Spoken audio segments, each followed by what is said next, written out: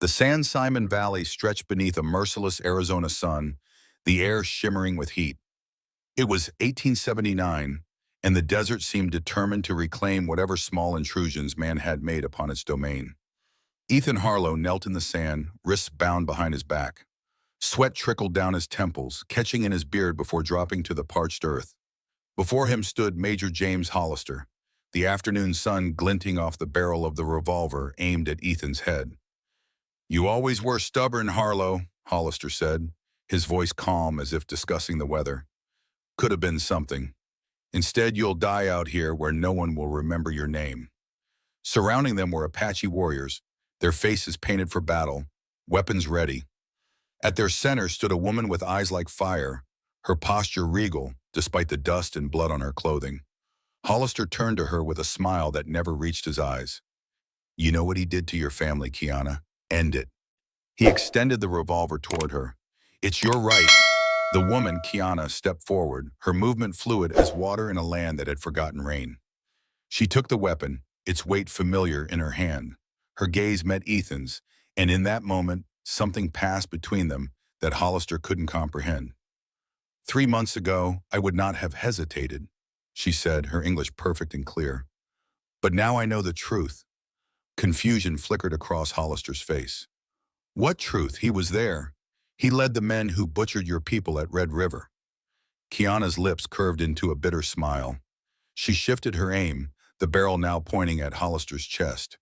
"And the truth begins with the day you brought a slave to his cabin." 3 months earlier, the desert wind carried the scent of sage and dust as Ethan Harlow hauled water from the stubborn well outside his cabin. Each pull of the rope sent pain through his scarred shoulder, a reminder of wounds that had healed on the outside but festered within. The bucket broke the surface, half full and muddy. Another bad day and a long succession of them. His cabin crouched beneath the shadow of the mesa like a wounded animal. The log walls were weathered gray, the roof patched in 3 places. A single window faced east, its glass cloudy but intact. Ethan stood 6 feet tall, though his posture sometimes betrayed the weight he carried. At 40, his face was a map of hardship, tan leather creased at the eyes and mouth, a diagonal scar cutting across his right cheek. His hair, once dark brown, now showed threads of gray at the temples. But it was his eyes that told the true story, steel gray, constantly scanning the horizon, as if expecting danger that was always coming but never quite arrived. Behind the cabin, where the land sloped toward the valley, stood a small cairn of 7 stones. Each dawn, Ethan would place his hand upon it, lips moving silently. The names came to him unbidden. 2 Apache women, 3 children, a warrior. And Warren, his brother, whose laughter would never again echo across the desert. 7 souls lost at Red River, their blood on his hands. The sound of hoofbeats pulled him from his dark thoughts. Visitors were rare and rarely welcome. He reached for the Winchester leaning against the doorframe, the rifle settling against his shoulder like an old friend as he watched 3 riders approach. Roy Blackburn had once been a border patrolman before finding more profitable employment with Hollister. The other 2, Silas Kemp and Fletcher Doyle, were cut from the same cloth. Men who enjoyed inflicting pain and called it duty. "Harlow," Blackburn called. "Fine day for a visit, ain't it?" Ethan didn't lower his rifle. "State your business and move on." Blackburn dismounted with a theatrical groan. Now that's no way to greet old friends. Dust clung to his bushy beard, and the scar through his right eyebrow pulled his expression into a perpetual sneer. "Especially when we bring gifts." "We ain't friends," Ethan replied evenly. "Never were." "Hollister sends his regards," Blackburn said, ignoring the comment. "He says you owe him. We're here to collect." With a nod to his companions, Blackburn turned to Doyle's horse. The man yanked someone from behind his saddle. A woman fell hard to the ground, raising a cloud of dust. Her hands were bound, her black hair matted with dirt and blood. Despite her condition, she managed to rise to her knees, her back straight with defiance. "Caught her near the border," Blackburn explained, as if discussing a stray horse. "Hollister wants information about Chief Warrior Neol's camp. Says you're the man for the job." "And if I refuse?" Blackburn's hand rested on his pistol. "Then we'll have to report to the territorial authority that you're harboring a savage." A trap, elegantly laid. If Ethan refused, he'd be labeled a traitor. If he agreed, he'd become a torturer. Either way, Hollister would win. You've got 3 days, Blackburn continued. Get what Hollister needs by any means necessary. He leaned closer, lowering his voice. She doesn't have to survive the process. With that, the three men mounted and rode away, leaving the woman kneeling in the dust. Ethan watched them disappear into the heat haze before lowering his rifle. Only then did he approach her, kneeling before her with a knife drawn. I'm going to cut you loose, he said. Don't try anything foolish. Why wait? Kill me now. I will tell you nothing, she responded, her perfect English surprising him.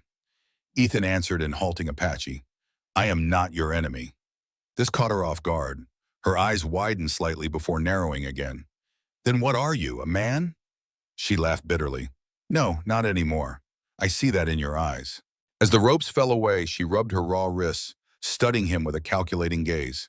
Ethan offered his hand, but she ignored it, rising on her own despite her obvious pain. Her eyes never left his as they walked toward the cabin, watching, assessing, ready to exploit any weakness. Night fell quickly in the desert, darkness sweeping across the land like an ink spill. Inside the cabin, Ethan stirred the embers in the fireplace, adding a small log to chase away the evening chill.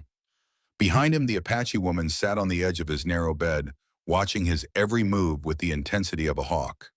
He had cleaned and bandaged her wounds, lash marks on her back that spoke of brutal interrogation, and given her water and food, which she consumed warily. Throughout his ministrations, she had remained silent, offering neither thanks nor further threats. You should rest, Ethan said, not looking at her as he placed the poker back beside the fireplace. So you can slit my throat in my sleep, she replied. If I wanted you dead, I wouldn't waste good bandages. He moved to the table, placing his knife and pistol deliberately out of her reach before settling into the chair. I'll sleep here. As the night deepened, Ethan remained awake, listening to the coyotes calling in the distance. Sleep, when it came for him, was always haunted by the same nightmare. Tonight would be no different. The dream began as it always did, gunfire and smoke, the screams of women and children. The Apache village at Red River burning beneath a merciless sun, Warren running toward a child trapped in a collapsing hut. Hollister's voice cold and commanding, burn it all, leave no witnesses. The look in his brother's eyes as the flames consumed him, not accusation, but disappointment. Then darkness, blessed and brief. Ethan woke with a gasp, hand reaching for his knife before remembering he had placed it out of reach. Dawn light filtered through the dirty window, painting the cabin in soft gold. The Apache woman was already awake, sitting on the bed, watching him. You call for someone in your sleep, she said. Warren, who is he? Ethan stood abruptly, moving to the water barrel to splash his face. No one, not anymore. The dead are never no one, she replied. They walk with us, even in the land of the living. Her insight struck too close. Ethan changed the subject. You know my language well. Where did you learn? Mission school, 10 years among your people, learning your books, your good. Her lip curled slightly. Your ways of taking everything. The sound of approaching hoofbeats interrupted their conversation. A single rider this time. Ethan reached for his rifle, motioning for her to move away from the window. Martha Sullivan reined her mare to a stop before the cabin, her weathered face breaking into a cautious smile. At 55, she carried herself with the straight-back dignity of a woman who had faced the wilderness and refused to bend. Ethan, she greeted him, dismounting with practiced ease. Thought you might need some supplies. She nodded toward the saddlebags. Flour, coffee, and some of those biscuits you pretend not to like. You shouldn't have come, he said, taking the saddlebags. It's not safe. Martha's smile faded. That's what I came to tell you. There's trouble brewing in Cottonwood. What kind of trouble? They've formed a new group, Martha said, lowering her voice despite the empty landscape. Call themselves the Frontier Justice League. Wakefield's behind it, but they're all Hollister's men at heart. Reverend Daniel Wakefield was Cottonwood's preacher, a man who spoke more of divine punishment than mercy. Ethan had attended exactly one service after arriving in the territory and had never returned.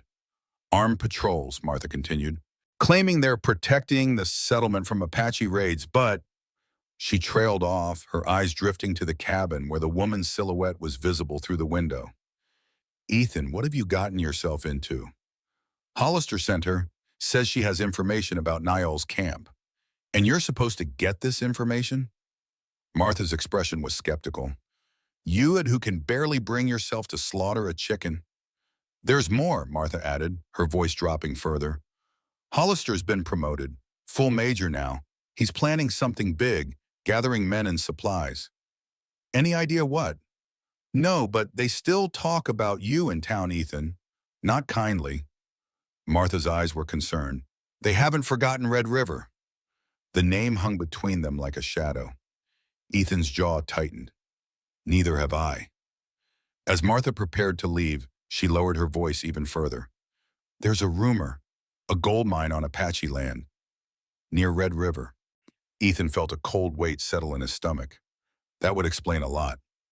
Watch yourself, Ethan, and Martha hesitated. If you need help, hang a red cloth from your chimney.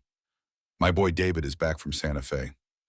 When Martha had disappeared over the ridge, Ethan turned to find the Apache woman standing in the doorway, her expression unreadable. Who was she? She asked. A neighbor, a friend, maybe. She knows about me. Will she tell others? No, Ethan said with confidence. Martha keeps her own counsel. You trust her, she observed. Why? Because she has secrets of her own to keep. The woman sat across from him, studying him intently. After a moment, she said, My name is Kiana. Ethan Harlow, he replied, though he suspected she already knew. As night descended on the second day, Ethan sat outside the cabin, whittling a piece of juniper wood with absent strokes. The carving was taking the shape of a bird, an eagle perhaps, or a hawk. Behind him, the cabin door creaked open. Kiana stepped out, her silhouette limned by the faint glow of the oil lamp inside. The stars are different here, she said, looking up at the vast canopy of night. Or perhaps it is that I see them differently now. Ethan followed her gaze. The desert sky blazed with stars, a glittering tapestry stretching from horizon to horizon. They're the same stars, he replied. We're the ones who change. Kiana sat on the bench beside him, maintaining a careful distance. In my tradition, the stars are the spirits of ancestors, watching over us, each one a life that came before, each one a story. My father taught me their English names, Ethan said.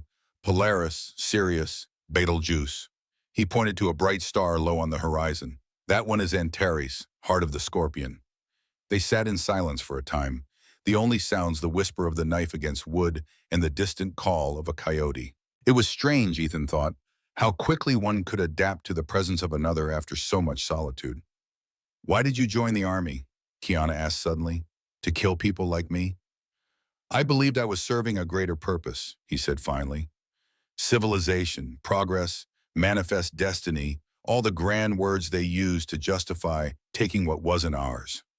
And now? Now I know better. Too late. Kiana studied him, her face half hidden in shadow. Your brother, the one you call for in your sleep, he died at Red River. Ethan nodded, the memory sharp as a blade. He tried to save a child from a burning hut. The roof collapsed. An Apache child? Yes. Then perhaps his spirit walks with the stars of my people, not yours. It was a kind thought, offered without expectation. Ethan found himself strangely moved by it. Tell me about your father, he said, changing the subject. Niall, he's a war chief? He is more than that, a leader, a keeper of traditions. He was a translator for your army once, long ago, until he saw the truth of their promises. Pride colored her words. He is not the savage your newspapers describe. He is simply a man protecting what little remains. That night, as Kiana slept on the narrow bed and Ethan dozed in his chair, the nightmare came again. Red River, flames, Warren's voice calling his name. But this time, something was different. In the dream, Ethan saw Hollister more clearly, speaking to someone just out of sight, their voices low but urgent. Something about a map, about gold, about clearing the vermin. Then Warren was there, overhearing, his face shocked, and Hollister turning, seeing him, drawing his pistol. Ethan woke with a case of cold sweat soaking his shirt despite the warm night. Across the room, Kiana's eyes gleamed in the darkness, watching. You saw something new, she said softly. Just a dream, Ethan replied, his voice rough. As dawn approached, Kiana stood by the window, looking out at the pre-dawn darkness.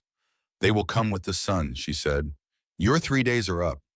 Ethan joined her at the window. "You still haven't told me why Hollister really wants you." "Because I know things he doesn't want others to know." "About the gold mine?" She turned to him, surprised. "How did you—" "Martha mentioned rumors, and I just remembered something from before." Kiana studied him for a long moment, coming to some internal decision. "Not just the mine. Maps of water sources, sacred sites, paths through the mountains known only to my people. Information that would make it easy to drive us out or hunt us down." "And you have this information?" "Some of it." She met his gaze steadily. "Enough to be dangerous."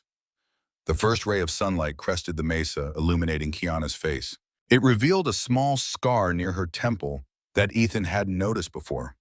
Old and precise, not the result of battle or accident. "You're not just any prisoner," Ethan said slowly, the pieces falling into place. "Hollister didn't capture you randomly." A smile touched Kiana's lips, though it held no warmth. "Very good, Mr. Harlow. You begin to see." "You let yourself be captured," he continued, the realization dawning. "You wanted to be brought here."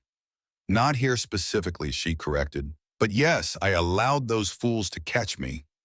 "Why?" Kiana reached into her dress, drawing out a folded piece of paper that had somehow escaped detection. On it was a crude drawing of a cabin, his cabin, with marks indicating the surrounding terrain. "Because I needed to find you," she said simply. "The only survivor of Red River, the man who knows what really happened that day." Ethan felt a chill that had nothing to do with the morning air. "Who are you really?" "I told you my name. I am Kiana, daughter of Neil." Her eyes held his, unflinching. "And I was there at Red River when your people murdered my family. I need to know who gave the order." And wait. The sun climbed higher, bathing the cabin in light that seemed suddenly harsh and unforgiving. Outside, dust rose on the horizon, riders approaching. Blackburn and his men, right on schedule. Time had run out. "Hide this," Ethan said, thrusting his brother's journal into Kiana's hands. "Whatever happens next, don't let them find it." She took the worn leather book without question, tucking it into her dress as the sound of hoofbeats grew louder. Ethan checked his rifle, then positioned himself in the doorway, his expression hardening into the mask he had worn as a scout, emotionless, calculating. "Stay inside," he instructed. "Let me handle this. And if you decide to give me to them after all?" Kiana's voice was steady, but Ethan caught the flicker of fear in her eyes. "I won't," he promised, surprising himself with the certainty in his voice. "But be ready to run if things go wrong." Blackburn and his men reined in before the cabin, dust settling around them like a shroud. The morning sun cast long shadows across the hard-packed earth. "Morning, Harlow," Blackburn called, his voice jovial but his eyes cold. "Brought your breakfast." He tossed a cloth-wrapped package that landed in the dirt at Ethan's feet. "Compliments of Reverend Wakefield's wife. Best biscuits in the territory, they say." "What do you want, Blackburn?" The man's smile faded. "You know damn well what I want. Information. Where's the Apache woman?" "Inside," Ethan replied. "Resting." Silas Kemp spat a stream of tobacco juice onto the ground. "Resting? Should be begging for mercy by now." His hand rested on the whip coiled at his belt, fingers caressing the braided leather. "Let me show you how it's done." "That won't be necessary," Ethan said, his voice dangerously calm. "I have what Hollister wants." Blackburn's eyebrows rose. "That's so. Must have been mighty persuasive." He exchanged glances with his companions. "Well then, let's hear it." "Not that simple. The information's complicated. Need to deliver it personally." "To Hollister?" Blackburn laughed. "You think he's got time to chat with a washed-up scout?"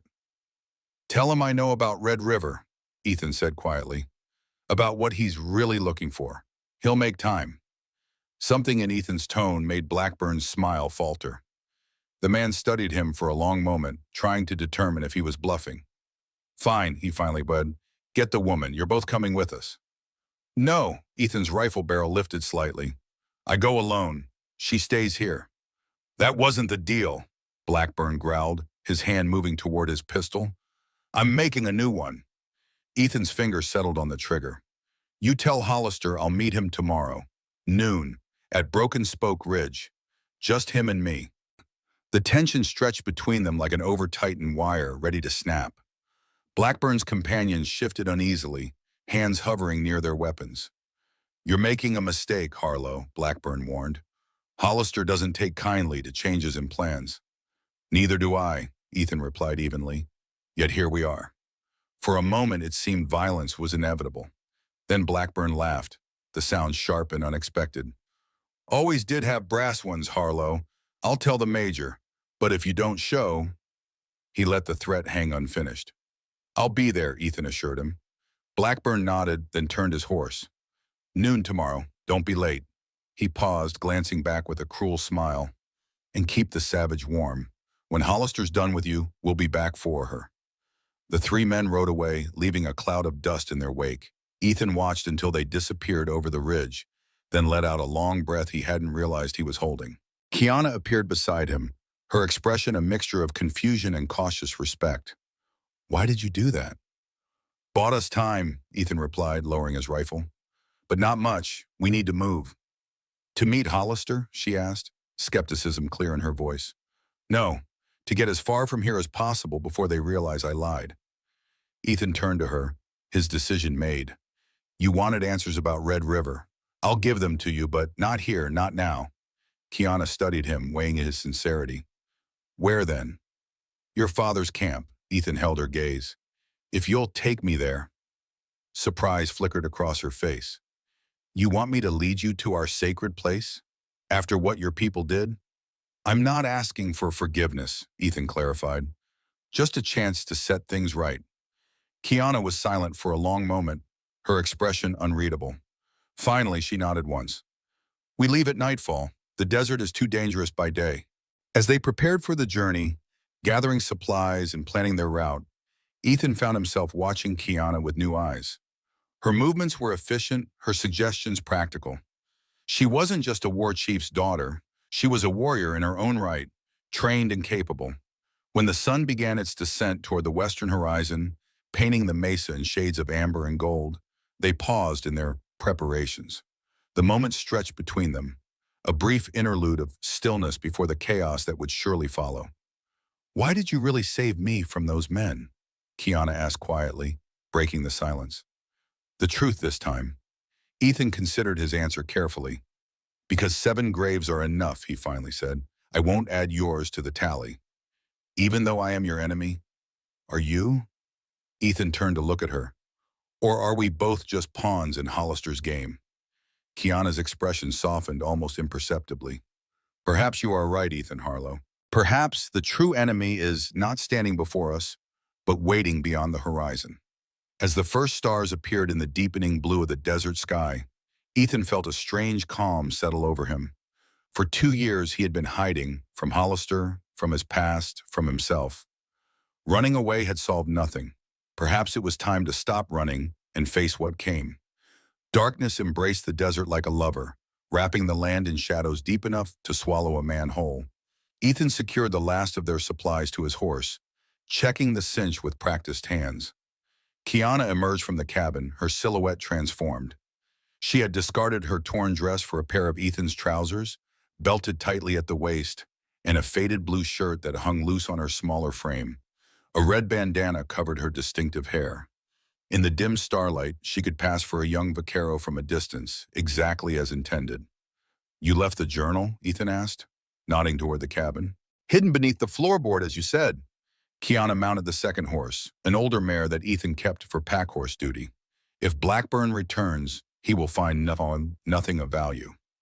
Ethan had written a brief note for Martha, left in the empty coffee tin where she would surely look first. It explained little but warned her to stay away from the cabin for a while. He hoped it would be enough to keep her safe. We'll follow the arroyo east, Kiana said, keeping her voice low. Then north through Shadow Canyon when we reach the foothills. They rode in silence, the horses' hooves muffled by the sandy soil of the dry riverbed.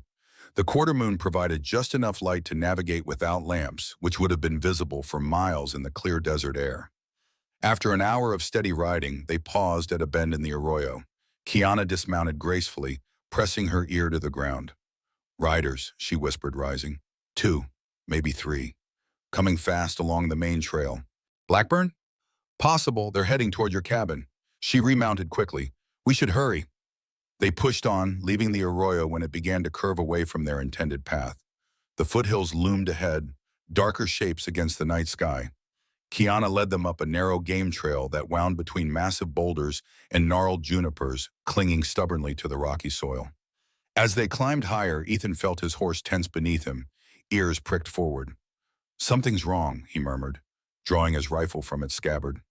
Kiana nodded, scanning the shadows. "We're being watched."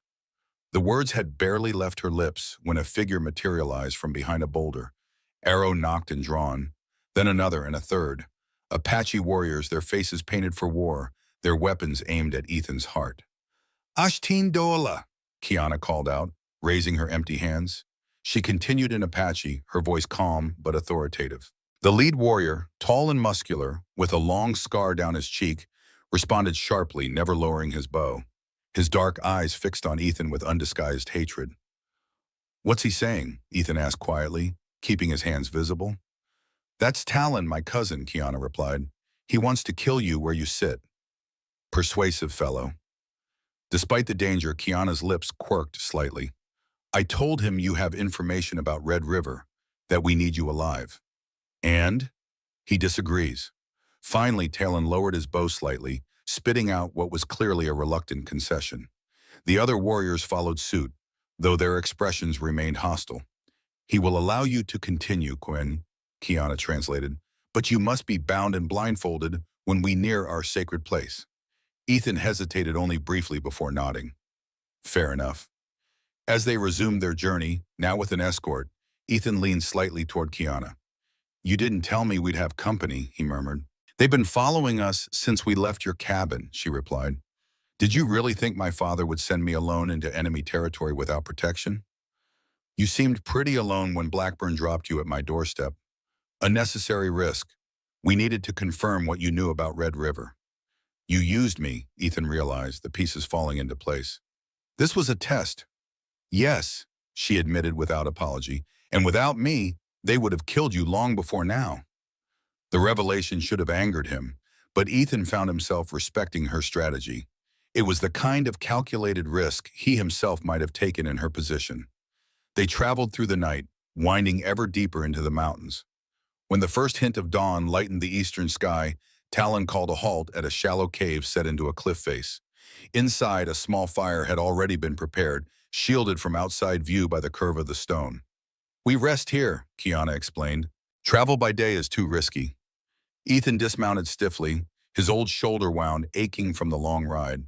The warriors took the horses, leading them to a hidden corral farther up the canyon. Talon remained, watching Ethan with unconcealed suspicion. The cave was cool and dry, large enough for them to sit comfortably but not stand fully upright. Ethan settled against the wall, accepting the strip of dried meat Kiana offered. Talon spoke rapidly to her, gesturing occasionally toward Ethan. "He wants to know why you're really here," Kiana translated. "He doesn't believe you want to help us." "Tell him I'm not here to help or hurt. I'm here for the truth." When Kiana translated, Talon studied Ethan for a long moment before responding more calmly. "He says actions are all that matter to the Apache, and your actions at Red River speak louder than any words." Ethan met the warrior's gaze directly. "I was there," he acknowledged in halting Apache. "I carry that shame." But this admission in his own language seemed to surprise Talon. He replied with a question that Ethan couldn't fully grasp. "He asked if you know who killed his brother," Kiana translated. "A young warrior, barely 17, who died in the flames." Ethan shook his head. "There was confusion, smoke. I can't say who fired which shot or set which fire." When Kiana translated, Talon's expression hardened again. He spoke a few terse words before moving to the cave entrance to stand guard. "He says you will remember before this is over," Kiana said softly. "One way or another." The threat hung in the air between them, and as daylight filled the canyon beyond the cave mouth, outside the desert was awakening to another day of merciless sun and endless sky. Within the cave, in the cool shadows of stone, Ethan closed his eyes. not to sleep, but to prepare himself for whatever lay ahead in the Apache camp. Judgment, perhaps, or a reckoning long overdue. The journey resumed at dusk, with Ethan blindfolded as promised once they entered what Kiana called sacred land. He felt the terrain changing beneath his horse's hooves, from rocky slopes to softer earth, the air growing cooler and carrying the scent of pine and flowing water. The sounds around him shifted too, bird song, the rustle of leaves, distant voices. "We're here," Kiana said finally. "You can remove the blindfold." Ethan pulled the cloth from his eyes, blinking as his vision adjusted to the fading twilight. What he saw stunned him into silence. They had entered a hidden valley nestled between towering cliffs, protected from the harsh desert on all sides. Unlike the barren landscape they had crossed, this sanctuary teemed with life. A creek wound through its center, flanked by cottonwoods and willows. Small gardens flourished in patches of rich soil, and nestled among the trees stood an Apache village, not the temporary camp he had expected, but a settled community. Dozens of dwellings, some traditional wickiups, others more permanent structures of adobe and stone, formed a rough circle around a central clearing. Children paused in their play, women looked up from their work, and warriors reached for weapons as the party approached. Ethan felt the weight of their stares, curiosity mingled with hostility and fear. "They weren't expecting you to bring a white man," Ethan observed quietly. "No," Kiana agreed. "This will be difficult." A crowd gathered as they dismounted. Murmurs rippled through the assembled people, and Ethan caught fragments of Apache that needed no translation. Anger, disbelief, demands for explanation. Talon spoke sharply, gesturing toward Ethan with obvious disdain. Several warriors moved closer, hands on weapons. The tension was broken by the arrival of a tall, imposing figure. Chief Warrior Neil moved through the crowd with the quiet authority of a man accustomed to respect. Despite being in his 60s, he carried himself like a much younger man, his lean frame unbowed by age or hardship. His face was deeply lined, each wrinkle a testament to a life lived beneath the desert sun, but his eyes were sharp and penetrating. Kiana stepped forward, embracing her father briefly before speaking in rapid Apache. Neil listened without expression, his gaze never leaving Ethan's face. When she finished, he approached Ethan with measured steps. "I know who you are, Ethan Harlow," he said in perfect English, his voice deep and resonant. "You were at Red River." The crowd grew silent, waiting. Ethan met Neil's gaze directly, refusing to look away from the judgment he saw there. "Yes," he acknowledged, "I was there. And yet my daughter brings you to our sacred place." Neil's expression revealed nothing of his thoughts. "She says you have information about the massacre, about who gave the order." "I do." Ethan stood straight, despite the exhaustion of the journey. "But there's more. Hollister is planning something big. I believe your people are in danger." Neil studied him for a long moment, as if searching for deception in Ethan's features. Finally, he turned to address the crowd in Apache. Whatever he said seemed to calm them, though many still regarded Ethan with open hostility. "Come," Neil said, turning back to Ethan. "We will speak in private." They moved toward a larger dwelling at the far end of the village. As they walked, Ethan observed details that contradicted everything he had been told about savage Apache life. Children played with handmade toys, women worked looms with intricate patterns, elders sat in conversation. It was a community, not just warriors preparing for battle, as Hollister and his kind would have everyone believe. Neil's dwelling surprised Ethan even more. Inside, alongside traditional Apache items, stood a small bookshelf containing volumes of Shakespeare, Emerson, and several history texts. A detailed map of the territory was spread on a wooden table, marked with notations in both Apache and English. A kerosene lamp cast a warm glow over the space, illuminating what appeared to be a desk with writing materials. Seeing Ethan's surprise, Neil allowed himself a small smile. "Did you expect animal skins and primitive weapons only, Mr. Harlow?" "No, sir," Ethan replied honestly. "I've learned not to trust what I've been told about your people." A wise position. Neil gestured for Ethan to sit on a woven mat. Kiana and Talon joined them, completing the circle around a small central fire. "Now tell me what brings you to risk your life by coming here." Ethan gathered his thoughts, aware that his next words could determine not only his fate, but potentially that of everyone in the village. 2 years ago at Red River, my unit was ordered to investigate reports of raids on settler wagons. Hollister claimed your warriors had attacked 3 families, killing all but one child. Ethan's voice was steady, though the memories pained him. We were told it was a punitive mission. Find those responsible and bring them to justice. There were no raids, Neil said quietly, not by my people. I know that now, Ethan acknowledged, but then I believed what I was told. We all did, except, he paused, the wound still raw, except my brother Warren. He questioned the orders from the beginning. Ethan described the events as he remembered them, the pre-dawn approach to the sleeping village, Hollister's sudden command to attack rather than parley, the chaos that followed, Warren breaking ranks to save a child from a burning dwelling, only to be trapped when the roof collapsed. I always believed it was a tragic mistake, Ethan concluded, an operation gone wrong. But recently I've begun to remember details, conversations between Hollister and others, maps I wasn't supposed to see, Warren's suspicions. What details? Neil pressed. Gold, Ethan said simply. There's a vein in the mountains near Red River. Hollister knew about it before the attack. I believe he deliberately orchestrated the massacre to drive your people away from the area and to eliminate any witnesses to his real plan. Neil and Talon exchanged glances. Kiana leaned forward, her face illuminated by the firelight. The mines, she said. That's what the papers in your brother's journal refer to? Ethan nodded. Warren discovered Hollister's connection to mining interests. He was going to report it to the territorial governor. His voice grew strained. The night before he died, he told me he had evidence. I told him to wait, to be careful. If I had supported him, then your brother would still be dead, Neil said with surprising gentleness. Hollister would have found another way. Talon spoke for the first time in English, his accent heavy, but his meaning clear. Why come now, after 2 years?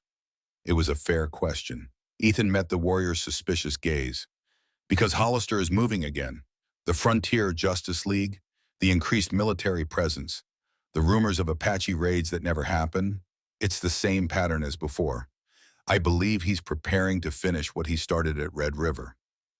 To claim the gold, Kiana suggested, and to eliminate anyone who might remember the truth about the massacre, Ethan added, including me. Niall rose and moved to the map on his table, studying it with a furrowed brow. This valley has protected us since Red River. Few outsiders know of its existence. But if Hollister has enlisted trackers, there's more, Ethan said, joining him at the table. Reverend Wakefield in Cottonwood. He's gathering men, stirring up hatred against your people. I believe he and Hollister are working together. The man of God and the man of war, Neil murmured. A powerful alliance. We should move deeper into the mountains, Talon urged, where their horses cannot follow. And abandon our crops, our homes, Kiana challenged. We have children, elders. The journey would claim lives. Staying might claim more, Talon countered. Neil raised a hand, silencing them both. We will discuss this with the council at dawn. He turned to Ethan.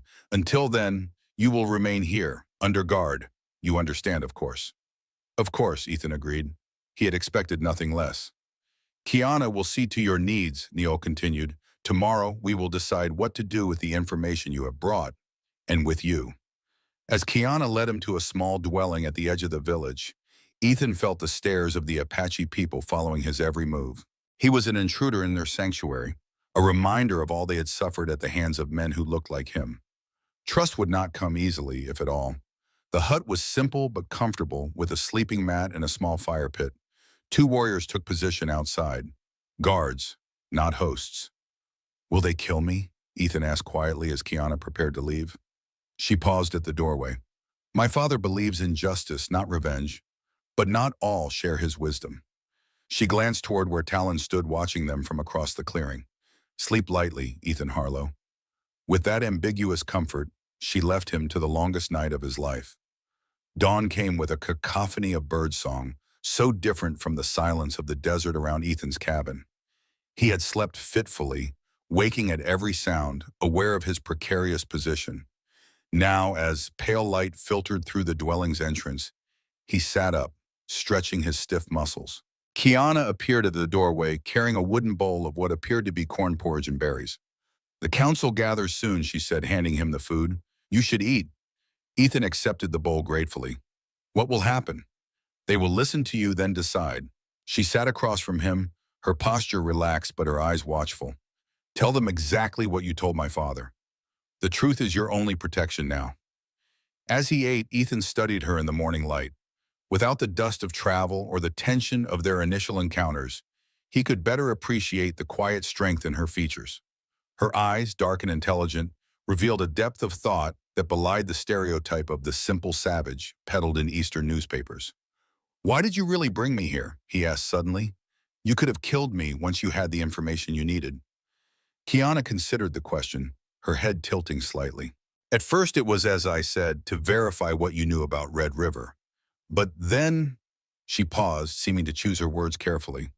I saw something in you, a man carrying a weight that was breaking him. I know that weight. Before Ethan could respond, Talon appeared at the entrance. It is time, he said curtly. They followed him to the central clearing where the council had assembled. 12 elders and warriors, including Niall, seated in a semicircle. The morning sun cast long shadows across the packed earth as Ethan took his place before them, Kiana standing slightly behind him as translator. Niall began by addressing the council in Apache, occasionally gesturing toward Ethan. When he finished, he turned to Ethan and switched to English. Tell them what you told me, he directed. About Hollister, about Red River, about the gold. Hold nothing back. For the next hour, Ethan spoke, detailing everything he remembered about the events leading to the massacre, his subsequent estrangement from the army, and Hollister's recent activities. As he talked, he watched the faces of the council members, noting the flashes of anger, sorrow, and grim understanding that crossed their features. When he finished, a wizened elder asked a question in Apache. Kiana translated. He asked why we should trust you now, when your kind has broken every treaty, every promise. You shouldn't trust me blindly, Ethan answered honestly. Judge me by my actions. I'm here at great risk to myself, because innocent lives are at stake, yours and others. I couldn't prevent Red River, but perhaps I can stop history from repeating itself. Another council member spoke, his tone accusatory. Kiana hesitated before translating. He says you were a soldier who followed orders. Why should we believe you would not do so again if Hollister offered you pardon? Ethan felt a flash of anger at the implication, but suppressed it. The man's suspicion was justified given the history between their peoples. Because I've seen the cost of following orders without question, he replied. My brother died because of it.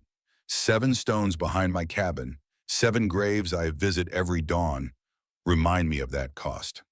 The questioning continued, some hostile, some more measured. Throughout, Ethan maintained his composure, answering truthfully even when the truth painted him in an unfavorable light. Finally, Niall raised his hand, signaling an end to the interrogation. The council will deliberate, he announced. Until we decide, you will remain under guard. As Ethan was led away, he caught Kiana's eye. She gave him a small nod, whether of encouragement or merely acknowledgement, he couldn't tell. The day stretched endlessly as he waited in the small dwelling, watched over by silent guards. Occasionally, children would dart past the entrance, curious about the white stranger in their midst. Once, an older woman brought him water, her expression neither friendly nor hostile, merely evaluating. By late afternoon, restlessness drove him to ask the guards if he could at least sit outside. After a brief consultation, they agreed, though they maintained their vigilant watch. Seated on a log outside the dwelling, Ethan observed village life continuing around him. Despite the presence of an outsider, or perhaps because of it, the Apache went about their routines with deliberate normalcy. Women worked at cooking fires or tended small garden plots. Men repaired weapons or crafted tools. Children played games that seemed universal across cultures, laughing and squabbling in equal measure. It struck Ethan how similar this community was to any settler town he had seen. People living, working, raising families. The vast gulf that supposedly separated civilized from savage seemed increasingly arbitrary, a convenient fiction to justify taking what wasn't freely given. As the sun began its descent toward the western cliffs, Talon approached, his expression unreadable. Come, he said simply, the council has decided. Heart pounding, Ethan followed him back to the central clearing where the council had reassembled. Kiana stood beside her father, her face giving no hint of the decision. The village had gathered to witness whatever was to come, their collective silence creating a weight of anticipation. Neil rose as Ethan took his place before the council. "We have heard your words, Ethan Harlow, and judged them against what we know of Red River and of the man called Hollister." Ethan stood straight, prepared for whatever sentence they had determined. "Some argued for your death," Neil continued, his voice carrying across the hushed gathering. "Others for your imprisonment. But the old wisdom tells us, when the snake and the hawk fight, the mouse should not choose sides too quickly." Ethan remained silent, sensing there was more to come. "We believe your warning about Hollister's plans. The signs have been there for those with eyes to see. Increased patrols, strange men in the hills, rumors designed to incite fear." Neil's gaze was piercing. "What we do not yet know is whether you are truly an ally or merely a lesser enemy." "What would convince you?" Ethan asked. "Actions, not words," Talon interjected from his position nearby. "As you yourself suggested." Neil nodded. "We need proof of Hollister's intentions, something that could be brought to the territorial authorities. Your brother's journal is a beginning, but more is needed." "And how do you propose to get that proof?" Ethan asked, though he suspected he already knew the answer. "You will return to the white man's world," Neil said. "You will find the evidence we need, documents, witnesses, anything that proves Hollister's corruption and his responsibility for Red River." Ethan considered the implications. That means going to Cottonwood, possibly even confronting Hollister himself. "Yes," Neil agreed, "a dangerous task. And if I refuse, then you remain here, under guard, until this matter is resolved one way or another." Neil's expression softened slightly. "I do not think you will refuse, Ethan Harlow.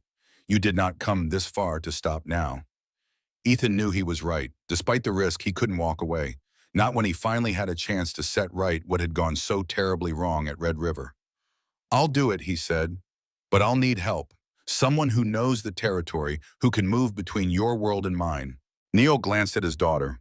"Kiana will accompany you." Talon stepped forward, protesting in rapid Apache. Neil responded firmly, and though Talon clearly disagreed, he backed down with obvious reluctance. "My cousin believes it is too dangerous for me," Kiana explained to Ethan. "He volunteers instead." "With respect," Ethan said, looking at Talon, "your hatred for white men is too obvious. You would draw attention we cannot afford."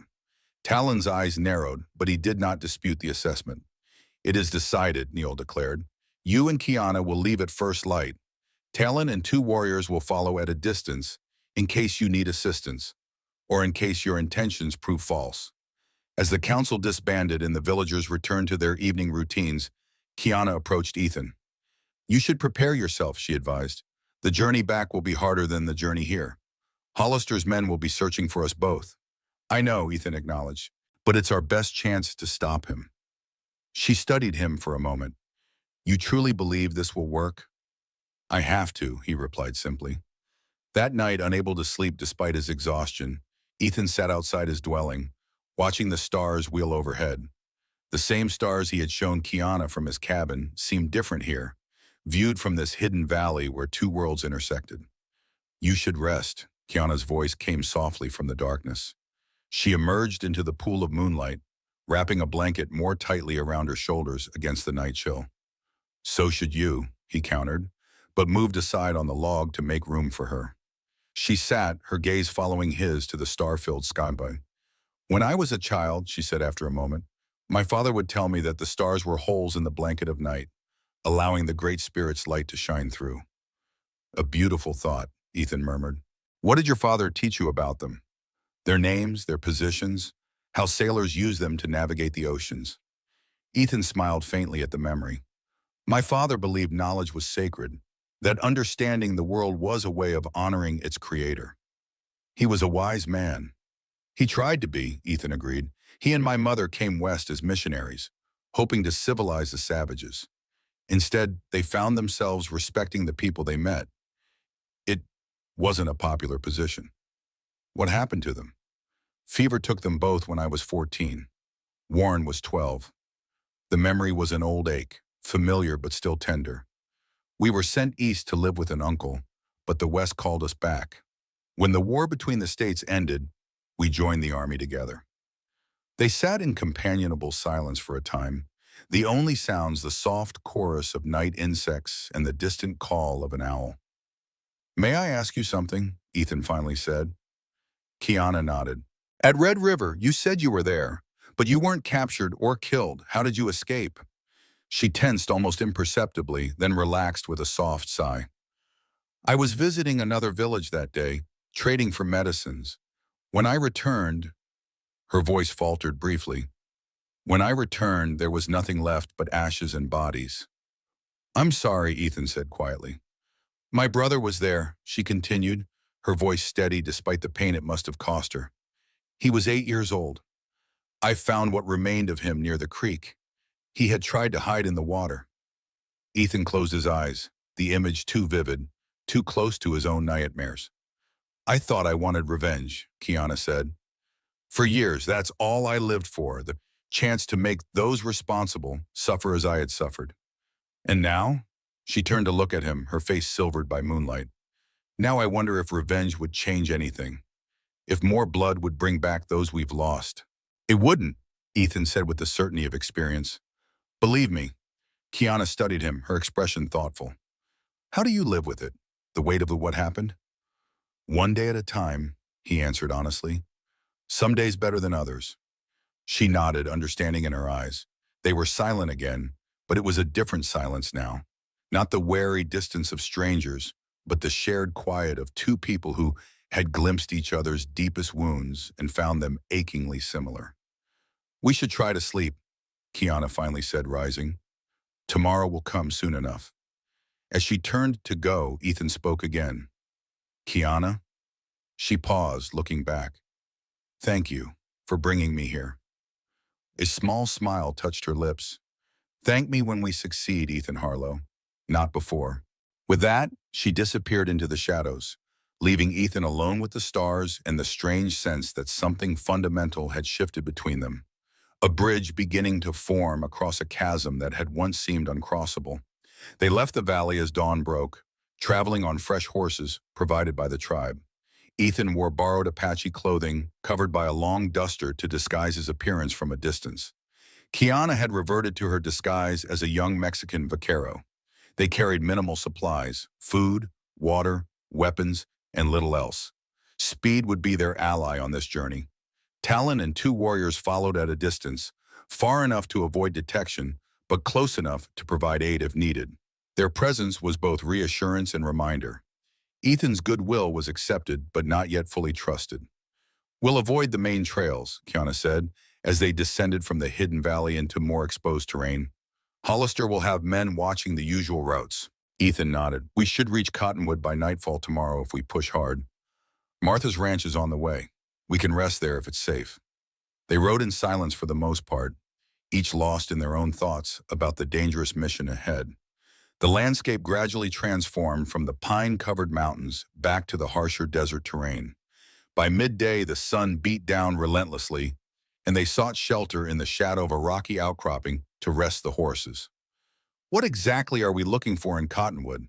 Kiana asked as they shared a small meal of dried meat and hardtack. "Anything that connects Hollister to the mining interests," Ethan replied. "Financial records, correspondence, witnesses willing to talk. Wakefield might have documentation too. Preachers often serve as witnesses for business transactions." "And where do we find such things?" "Hollister keeps an office at the fort, but it would be heavily guarded. Wakefield's church would be easier. He lives in a small house behind it." Kiana considered this information. "And if we find nothing?"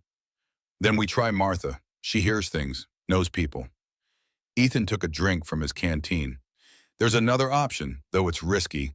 Hollister's favorite watering hole is a place called the Broken Wheel. He keeps a private room in the back for meetings.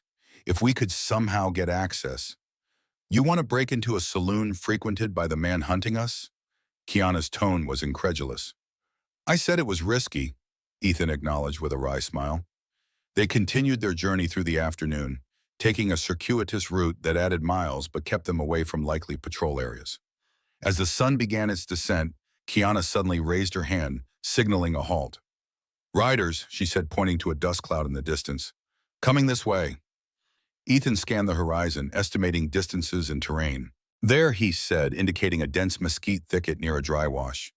We can hide there until they pass. They urged their horses into the concealing vegetation, dismounting quickly and crouching among the twisted branches. The approaching riders came into view. 4 men moving at a steady trot, their postures suggesting military training. Ethan recognized Blackburn among them, his distinctive beard visible even at this distance. Hollister's men, he whispered. They're searching the trails toward the mountains. Kiana nodded, her body tense as a drawn bow.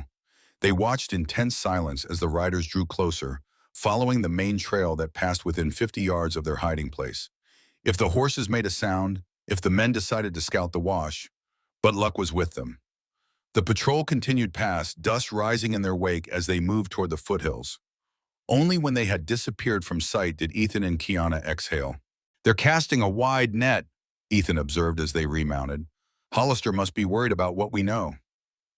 Or angry that you defied him, Kiana suggested. That too, Ethan agreed. They rode on, more cautious now, using every fold in the terrain for concealment. By nightfall, they had reached the vicinity of Martha's ranch, its buildings just visible in the gathering darkness. Smoke rose from the chimney, a welcoming sight after a day of hard riding.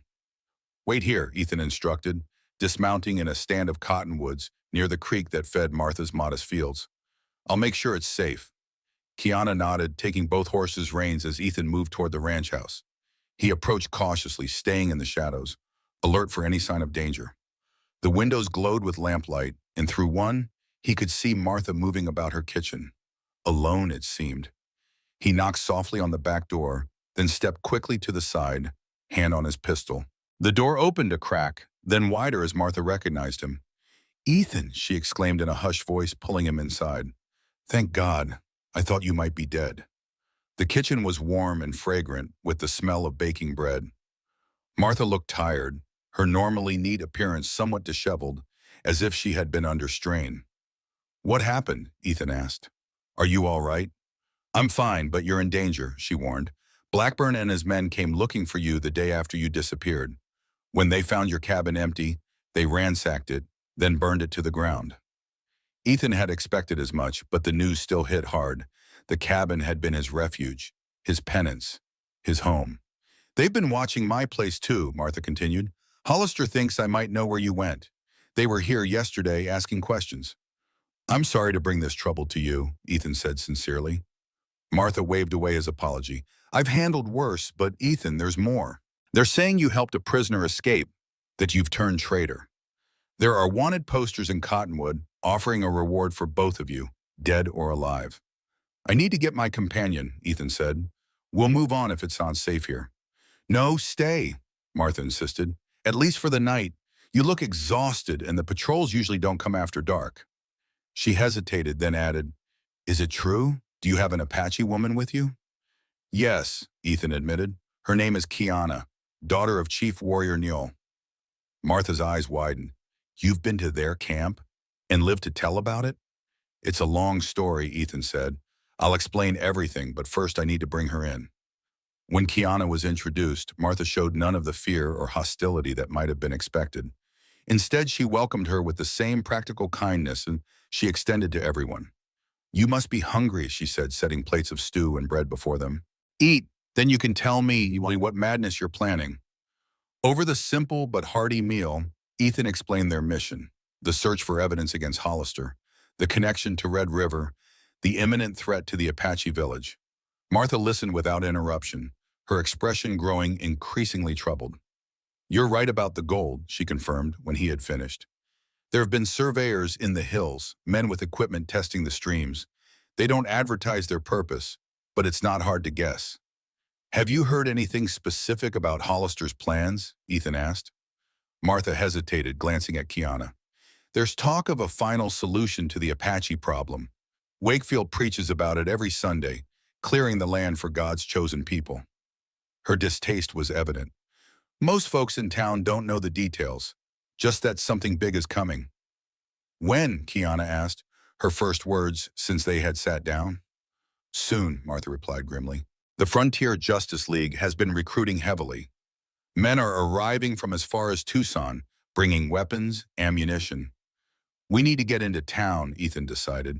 Find the evidence, then get word to the territorial governor. That won't be easy, Martha warned. Cottonwood's crawling with Hollister's men, and the telegraph office is watched day and night. What about your son, David? Ethan asked. You said he's back from Santa Fe. He's not here right now, Martha said, a shadow crossing her face.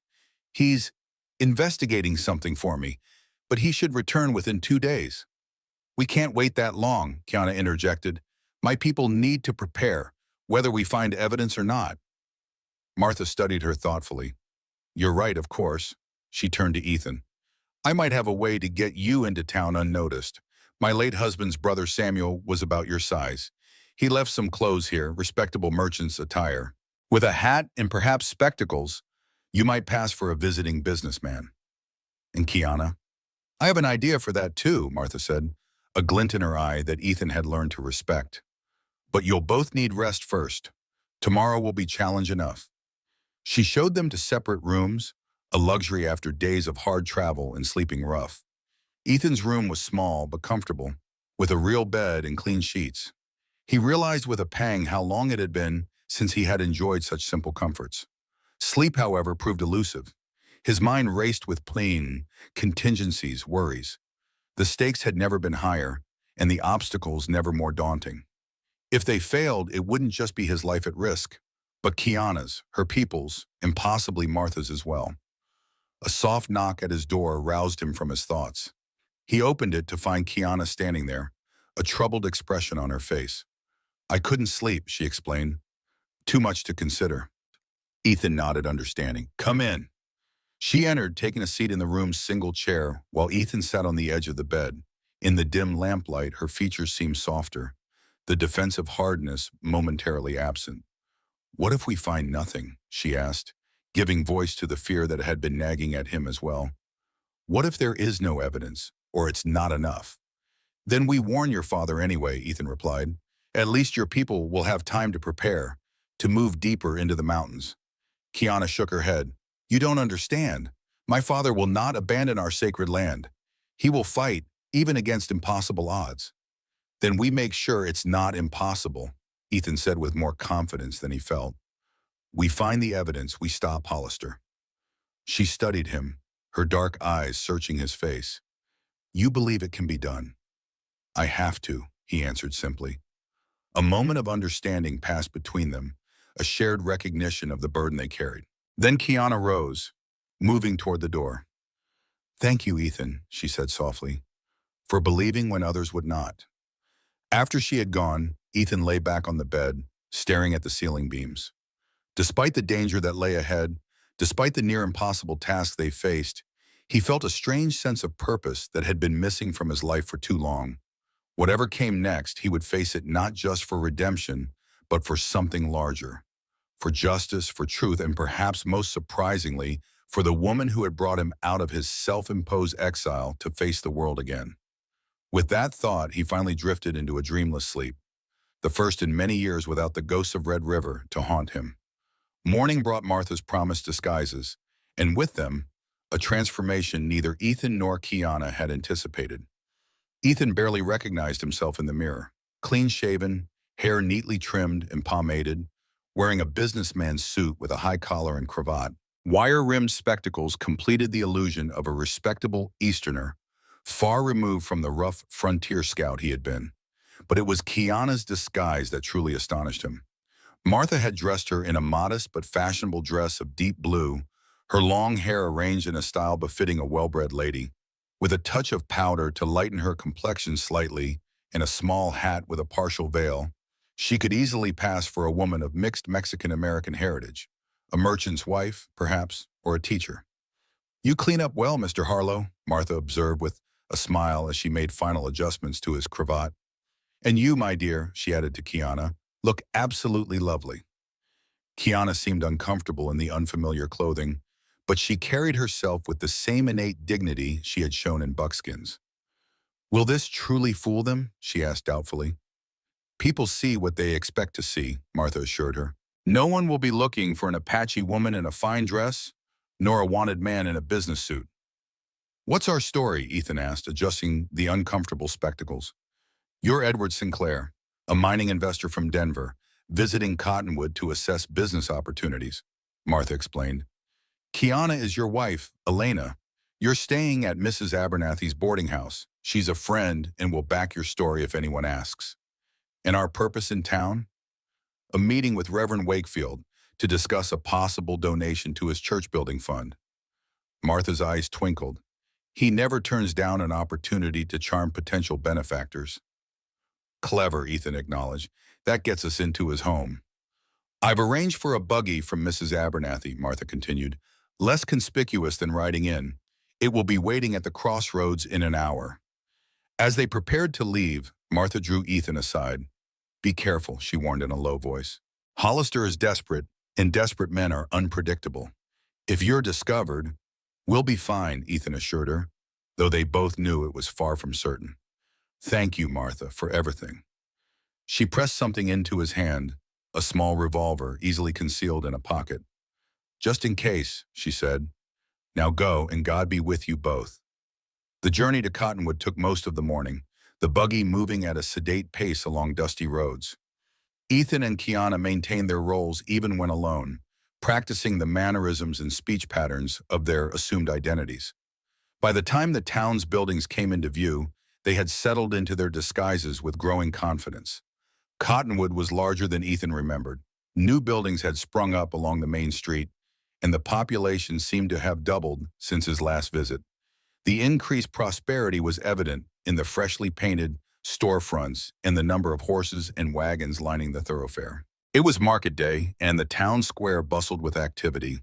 They passed a group of Frontier Justice League members standing outside the saloon, their armbands marking them as Wakefield zealots. Ethan kept his face impassive as the men glanced at the buggy, their eyes sliding over the respectable couple without interest. Mrs. Abernathy's boarding house stood on a quiet side street, a two-story structure with a wraparound porch and neat flower beds. The proprietress, a widow in her 60s with sharp eyes and a no-nonsense manner, greeted them warmly for the benefit of any observers, then showed them to a small but comfortable room on the second floor. Martha sent word yesterday, she explained once they were private. I've arranged your meeting with Wakefield for 3 o'clock. That gives you time to rest and prepare. Thank you, Ethan said sincerely. We appreciate the risk you're taking. Mrs. Abernathy's expression hardened. No risk too great to see justice done. My husband died at Fort Grant, following Hollister's orders in a foolish engagement that should never have happened. I've waited a long time to see that man answer for his crimes. After she had gone, Ethan and Kiana discussed their strategy in hushed voices. Wakefield will be suspicious by nature, Ethan cautioned. We need to appear genuinely interested in his church while looking for any documents or correspondence that might implicate Hollister. And if he has nothing, Kiana asked? Then we move to Plan 2, the Broken Wheel Saloon tonight. Hollister usually holds court there in the evenings. Ethan removed the uncomfortable spectacles, rubbing the bridge of his nose. One way or another, we need to find something before we leave town. At precisely 3 o'clock, they presented themselves at Reverend Wakefield's residence, a modest house attached to the white-steepled church that dominated the town square. A maid showed them into a study where Wakefield waited to receive them. Daniel Wakefield was a tall, lean man in his 50s, with thinning blonde hair and piercing blue eyes that seemed to burn with inner fire. He greeted them with practiced warmth, his handshake firm, his smile not quite reaching those unsettling eyes. Mr. and Mrs. Sinclair, what a pleasure, he said, gesturing to chairs arranged before his desk. Mrs. Abernathy mentioned you were interested in our humble church. Indeed, Reverend, Ethan replied, adopting the slightly nasal tones of an educated Easterner. My wife and I are considering investments in this region, and we believe in supporting spiritual growth alongside economic development. Wakefield nodded approvingly. A commendable philosophy, Mr. Sinclair. Too often, material progress outpaces moral guidance, with disastrous results. Precisely our concern, Ethan agreed. We've heard much about your work here, bringing civilization and order to the frontier. The flattery had its intended effect. Wakefield warmed to his subject, expounding at length on his vision for Cottonwood and the surrounding territory. As he talked, Ethan surreptitiously scanned the study, noting the filing cabinet in one corner and the correspondence neatly arranged on the desk. Kiana remained silent but attentive, playing the role of supportive wife while her eyes cataloged every detail of the room. Of course, we face challenges, Wakefield was saying, his tone darkening. The Apache menace continues to threaten our community. Just last week, a family of settlers was found murdered not 10 miles from here. Ethan felt Kiana tense beside him, but maintained his own composure. Terrible, he murmured sympathetically. Is the Army not addressing the problem? Major Hollister does what he can with limited resources, Wakefield replied. But we formed our own protective association, the Frontier Justice League, to supplement official efforts. Commendable initiative, Ethan said, leaning forward with apparent interest. I'd be curious to learn more about this league. Perhaps there's a way we could support both your church and these security efforts. Wakefield's eyes lit up at the prospect of additional funding. I'd be delighted to discuss it. In fact, Major Hollister will be joining us for dinner this evening. Perhaps you and Mrs. Sinclair would care to join us. 6 o'clock, here at the parsonage. It was an opportunity beyond what they had hoped for, a chance to observe Hollister and Wakefield together, to potentially overhear their plans. But it was also dangerously risky. Would Hollister recognize Ethan, despite the disguise? We would be honored, Ethan replied before he could second-guess himself. Wouldn't we, my dear? Kiana nodded, her smile perfect, but her eyes conveying a clear message to Ethan. Are you insane? Excellent! Wakefield clapped his hands together. Now, would you care to see the children? We're planning an expansion to accommodate our growing congregation. The tour of the church provided no opportunities for investigation, but as they were leaving, Ethan deliberately left his pocket watch on Wakefield's desk. They had nearly reached Mrs. Abernathy's when he patted his pockets with manufactured alarm. My watch, I must have left it in the Reverend's study, he exclaimed.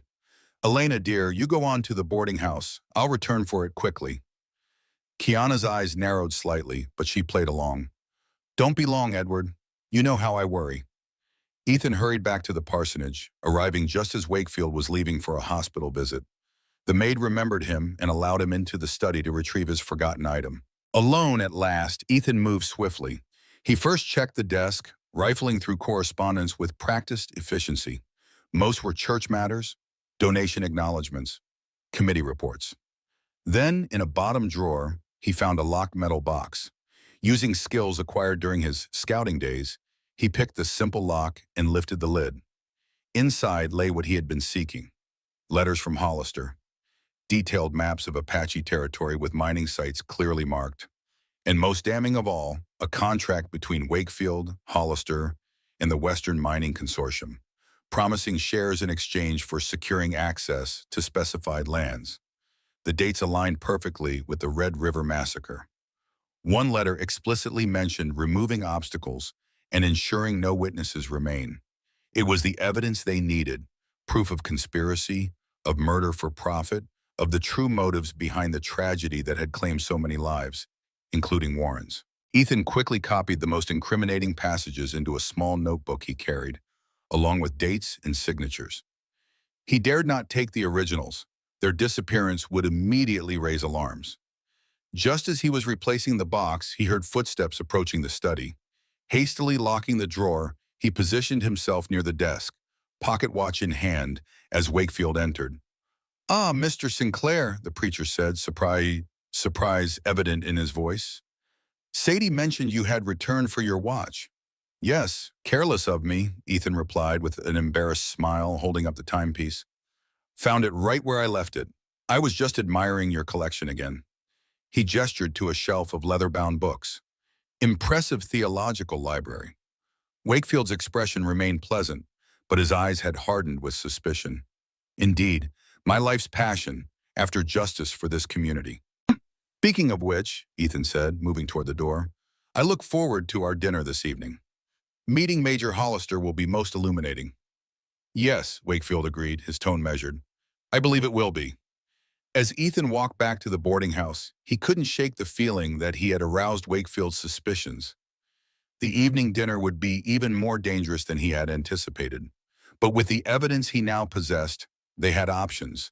They could leave town immediately, taking their findings to the territorial governor in Tucson.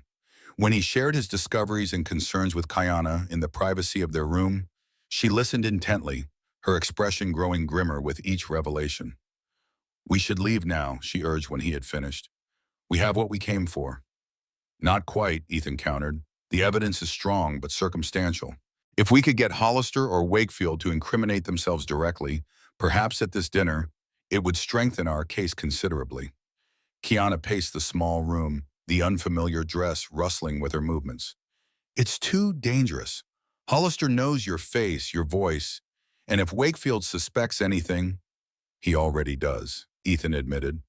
"But he won't act without confirmation. And Hollister has never seen you. He won't be looking for an Apache woman in fine clothes and powdered skin." She stopped pacing, fixing him with an intense stare. "You want to use me as bait?" "No," Ethan protested. "I want us to complete what we started. Together." They argued in hushed voices for nearly an hour, weighing risks against potential gains. In the end, they reached a compromise. They would attend the dinner, but at the first sign of recognition or danger, they would flee immediately to the rendezvous point where Talon waited outside town. If all went well, they would have additional evidence. If not, they still had enough to take their case to higher authorities. As Kiana adjusted her dress for the evening engagement, she paused, meeting Ethan's eyes in the mirror. "We're walking into the den of those who slaughtered my people," she said softly. "I never imagined I would do so willingly, in a dress, pretending to be the wife of a white man." "Life takes unexpected turns," Ethan replied. "2 weeks ago, I never imagined I'd be plotting against Hollister with the daughter of an Apache chief." A small smile touched her lips.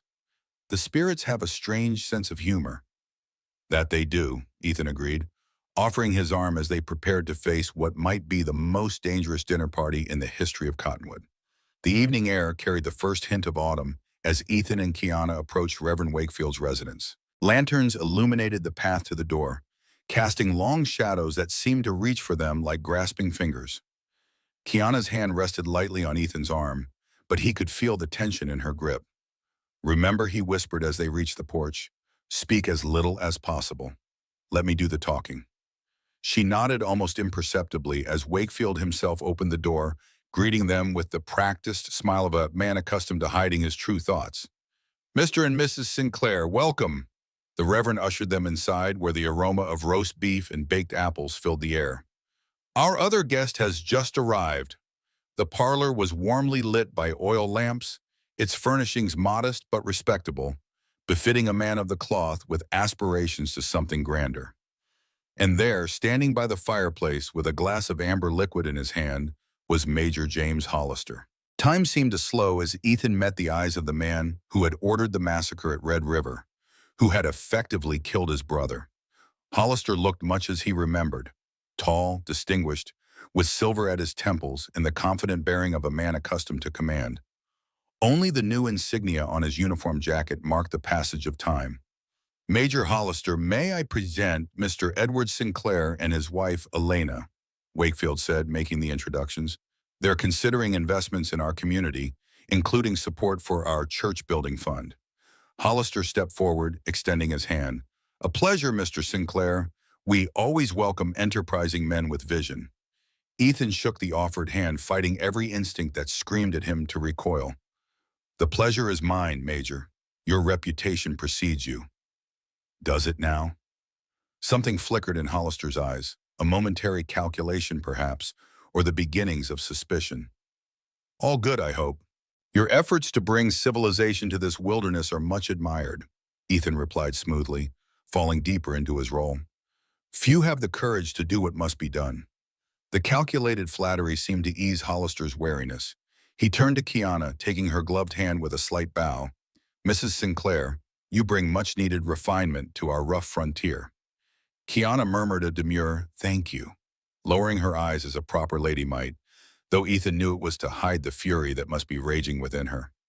Wakefield's housekeeper announced dinner, and they moved to the dining room where a table had been laid with the best china and silver the parsonage could provide.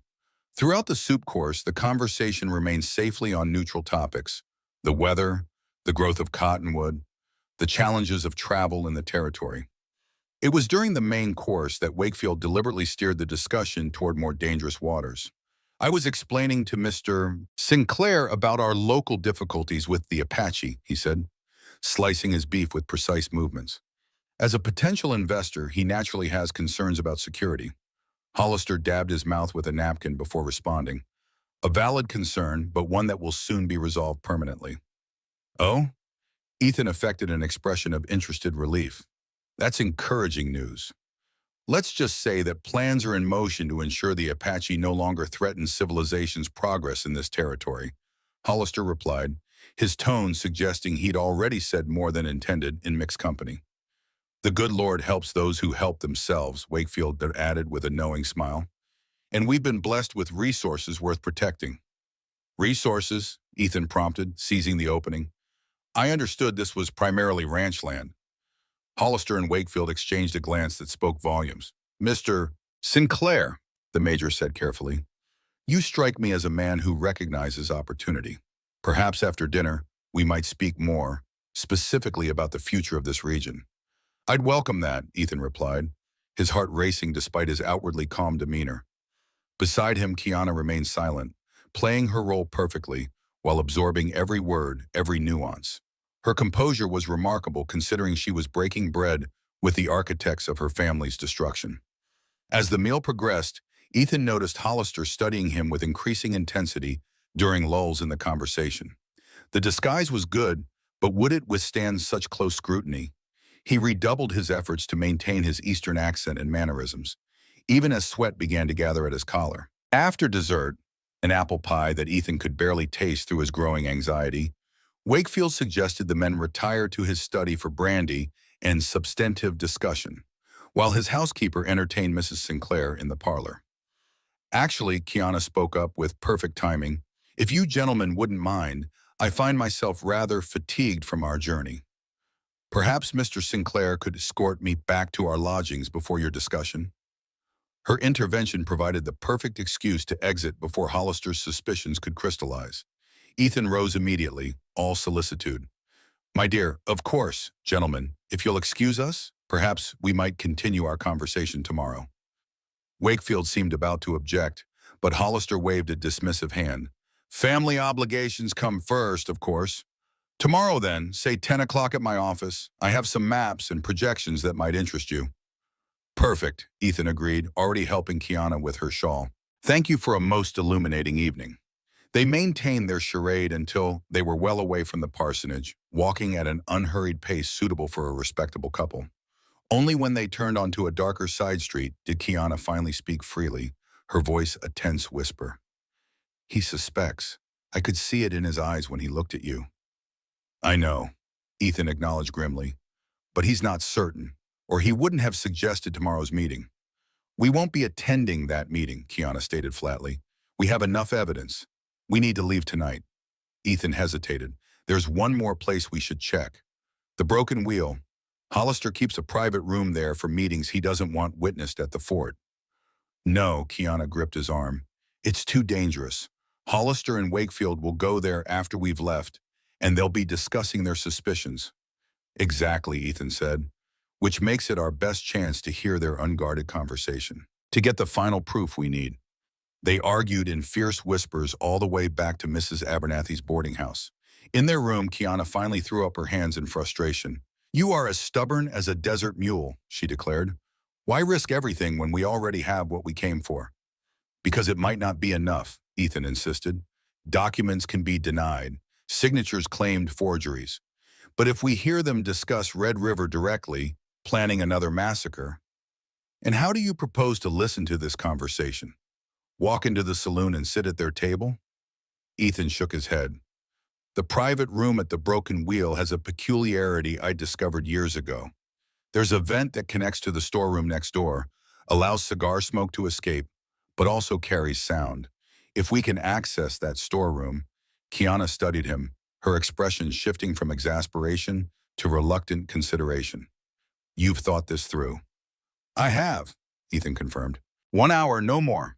If we hear nothing useful by then, we leave immediately for the rendezvous with Talon. After a long moment, she nodded. 1 hour, but we go as we are, not as the Sinclairs. If we must flee, these clothes will only hinder us. They changed quickly into the practical clothing they had worn on their journey, though Ethan kept his beard shaved to maintain some difference from his wanted poster image. Mrs. Abernathy provided them with a back exit from the boarding house, away from curious eyes. The Broken Wheel Saloon stood at the far end of Cottonwood's main street, its raucous noise and yellow lamplight spilling into the night. Ethan led Kiana down an alley that ran behind the establishments, counting doorways until he reached the saloon's rear entrance. "The storeroom is there," he whispered, indicating a small window at ground level. "Deliveries come through that door, but it will be locked at this hour." Kiana produced a thin knife from her boot. Not for long. Her skill with the makeshift lockpick was impressive. Within moments, the door swung open with barely a creak. They slipped inside, closing it carefully behind them. The storeroom was dark and cramped, filled with barrels of whiskey and crates of supplies. Ethan navigated through the narrow spaces by memory and touch, leading them to the far wall where the vent was located. "Here," he whispered, positioning himself beside a small metal grate near the ceiling. "We can hear but not be seen." They settled in to wait, the sounds of the main saloon muffled but audible through the walls. Piano music, laughter, the clink of glasses. Time stretched interminably, and Ethan began to fear they had missed their opportunity. Perhaps Hollister had chosen not to come tonight, or had selected a different venue. Then, just as he was about to suggest they abandon the plan, voices approached the private room next door. The door opened and closed, followed by the scrape of chairs. "Becoming careless, Daniel." Hollister's voice, unmistakable despite its lowered volume. "These Sinclairs. Something isn't right." "Nonsense," Wakefield replied, though he sounded less certain than his words suggested. "Just another Eastern couple, looking for investment opportunities." Perhaps, but there was something familiar about the man. Something in his eyes. A third voice joined the conversation, Blackburn's rough drawl. "Want me to have them watch it, Major?" "Already arranged," Hollister replied. "If they're who I suspect." "Harlow?" Wakefield asked, lowering his voice further. "Surely not. The man's beard is gone. His manner entirely different." Ethan and Kiana exchanged alarmed glances in the darkness. Their disguises had not been as effective as they'd hoped. "Regardless," Hollister continued, "we can't afford complications now, not with everything so close to fruition." "The men are ready?" Wakefield asked. 50 soldiers, plus your Justice League volunteers. More than enough for the task. "And the Apache will be where you predict?" Hollister's voice took on a note of smug satisfaction.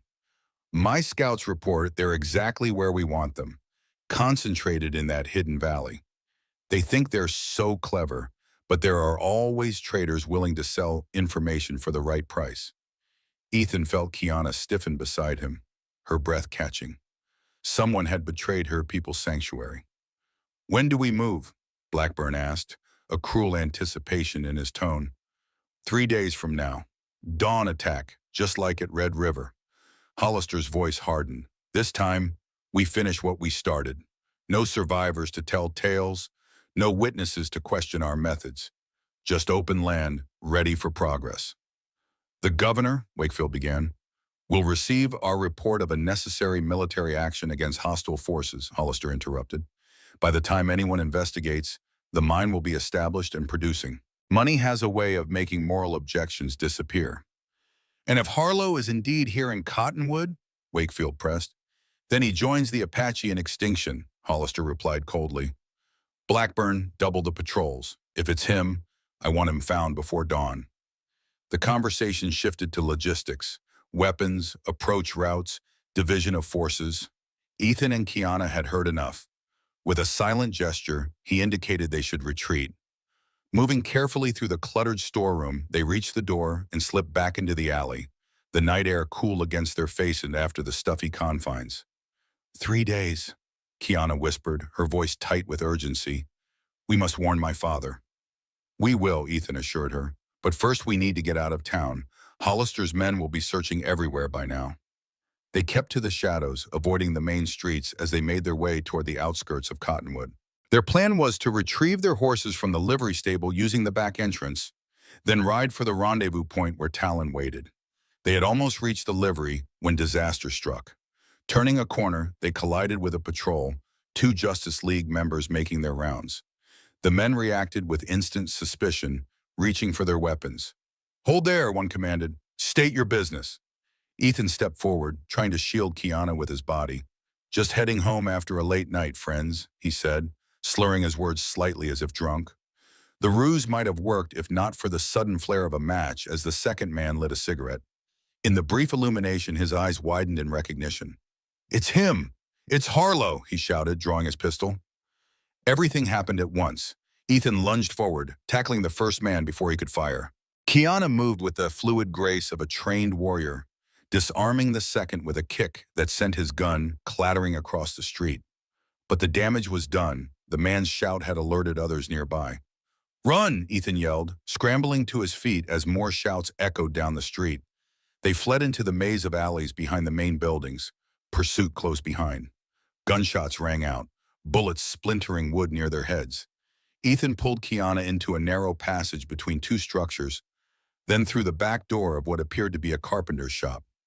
"We can't reach the livery now," he gasped, trying to catch his breath. "They'll have it surrounded." "Then we go on foot," Kiana decided, her composure remarkable despite the danger. "Into the desert. Talon will find us." They slipped out through a window, dropping into another alley that led toward the edge of town. Behind them, alarm bells began to ring, and the shouts of men organizing search parties filled the night. Cottonwood was waking up, and soon every exit would be watched. They reached the last row of buildings, the open desert just visible beyond. A wooden fence separated them from freedom, easily scaled under normal circumstances. But as they approached, a mounted figure appeared, blocking their path. "Going somewhere, Harlow." Blackburn's voice was almost friendly, at odds with the revolver aimed steadily at Ethan's chest. "The Major will be pleased to see you. Both of you." Ethan's mind raced, calculating options, angles, chances. His own gun was accessible, but Blackburn would fire before he could draw. Kiana stood motionless beside him, but he could sense her coiled readiness. "No sudden moves now," Blackburn warned, seeming to read his thoughts. "I only need one of you alive to talk." The standoff stretched for a heartbeat, then two. Then, with no warning, an arrow hissed through the darkness, striking Blackburn's shoulder with enough force to knock him from his saddle. He fell hard, his gun discharging harmlessly into the ground. "Move!" Kiana grabbed Ethan's arm, pulling him toward the fence. Three Apache warriors materialized from the shadows. Talon and his companions, their faces painted for battle. Talon spoke rapidly to Kiana as they vaulted the fence, indicating they should follow. "He's been watching the town," Kiana translated breathlessly as they ran into the desert night. "Saw the commotion and came to help." Behind them, Cottonwood erupted in chaos. More gunshots, shouts, the thunder of hooves as mounted men gave pursuit. But the Apache led them along invisible paths, through terrain where horses couldn't easily follow. After an hour of hard running, they paused in the shelter of a rock formation, listening to the sounds of pursuit growing more distant. "They're heading in the wrong direction," Talon said with grim satisfaction, speaking in accented English for Ethan's benefit. "But they will circle back by dawn." "We need to reach the valley," Kiana insisted. "Warn our people. Hollister plans to attack in 3 days." Talon's expression darkened. "How do they know of the valley?" "It is sacred. Secret." "Someone betrayed its location," Ethan explained. "A traitor, according to Hollister." Talon spat a curse. "Gray Fox. He came 2 moons ago, bringing metal pots, taking away furs. Too friendly, asked too many questions." "It doesn't matter now," Kiana interjected. "What matters is warning our father, preparing defenses." Talon nodded, then turned to Ethan with narrowed eyes. "You have proof of Hollister's crimes?" "Yes," Ethan confirmed, patting his vest pocket where he kept the notebook with his copied evidence. "Enough to convince the territorial governor, if we can reach him." "Split up," Talon decided after a moment's consideration. "You," he pointed to Ethan, "take the evidence to your authorities. Kiana and I will warn our people." It was the logical solution, but Ethan felt an unexpected reluctance at the thought of separating from Kiana. Their journey together had forged a bond he hadn't anticipated, a partnership based on mutual respect and shared purpose that had somehow grown into something more complex. Kiana seemed to share his hesitation. "The valley is closer," she argued. "We should both go there first. then decide our next move. No time, Talon insisted. Hollister will send men in all directions at first light. We must be far from here by then, on separate paths to confuse them. He was right, and they all knew it. Ethan nodded reluctantly. I'll head south toward Tucson. The governor has an office there. If I ride hard, I can make it in 2 days. We'll send warriors to meet you on the road, Talon said, surprising Ethan with this offer of assistance, to ensure you reach your destination. One of the other Apache warriors brought forward a horse, Ethan's own mount from the livery stable. How? He began. We watched the town for days, Talon explained with a hint of pride. Knew where they kept the horses. Took this one when the shooting started, knowing you would need it. The practicality and foresight impressed Ethan. He had underestimated Talon's tactical thinking. As they prepared to part ways, Kiana moved to Ethan's side. In the starlight, her face was composed, but her eyes held an intensity that caught his breath. Be careful, she said softly. Hollister will have men watching all roads. I'll reach the governor, he promised. What we heard tonight won't happen. Not again. She hesitated, then reached up to touch his face briefly. When this is over, there are things we should discuss.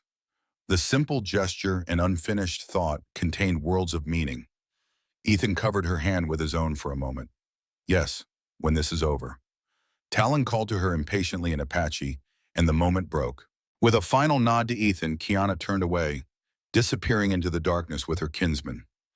Ethan watched until he could no longer distinguish their forms from the desert shadows, then mounted his horse and turned south, toward Tucson in the hope of justice. Behind him, the first hint of dawn lightened the eastern sky, revealing a landscape both harsh and beautiful in its stark simplicity. Somewhere in that vastness, Kiana was racing to save her people, while he carried the evidence that might prevent another massacre. Their paths diverged now, but something told him they would cross again. Whether in victory or tragedy remained to be seen. What Ethan didn't realize was that Hollister had anticipated their moves with the cunning of a seasoned tactician. Before leaving for Tucson himself, the major had dispatched riders to all major settlements and routes in the territory with clear orders. Watch for Ethan Harlow and the Apache woman, especially on roads leading to any government officials. Hollister knew that evidence against him would only be valuable in the hands of someone with authority, the territorial governor being the obvious choice. If Harlow surfaces, he'll head for Tucson, Hollister had told Blackburn the night before. The man was always predictable, righteous to a fault, set men on all approaches to the governor's office.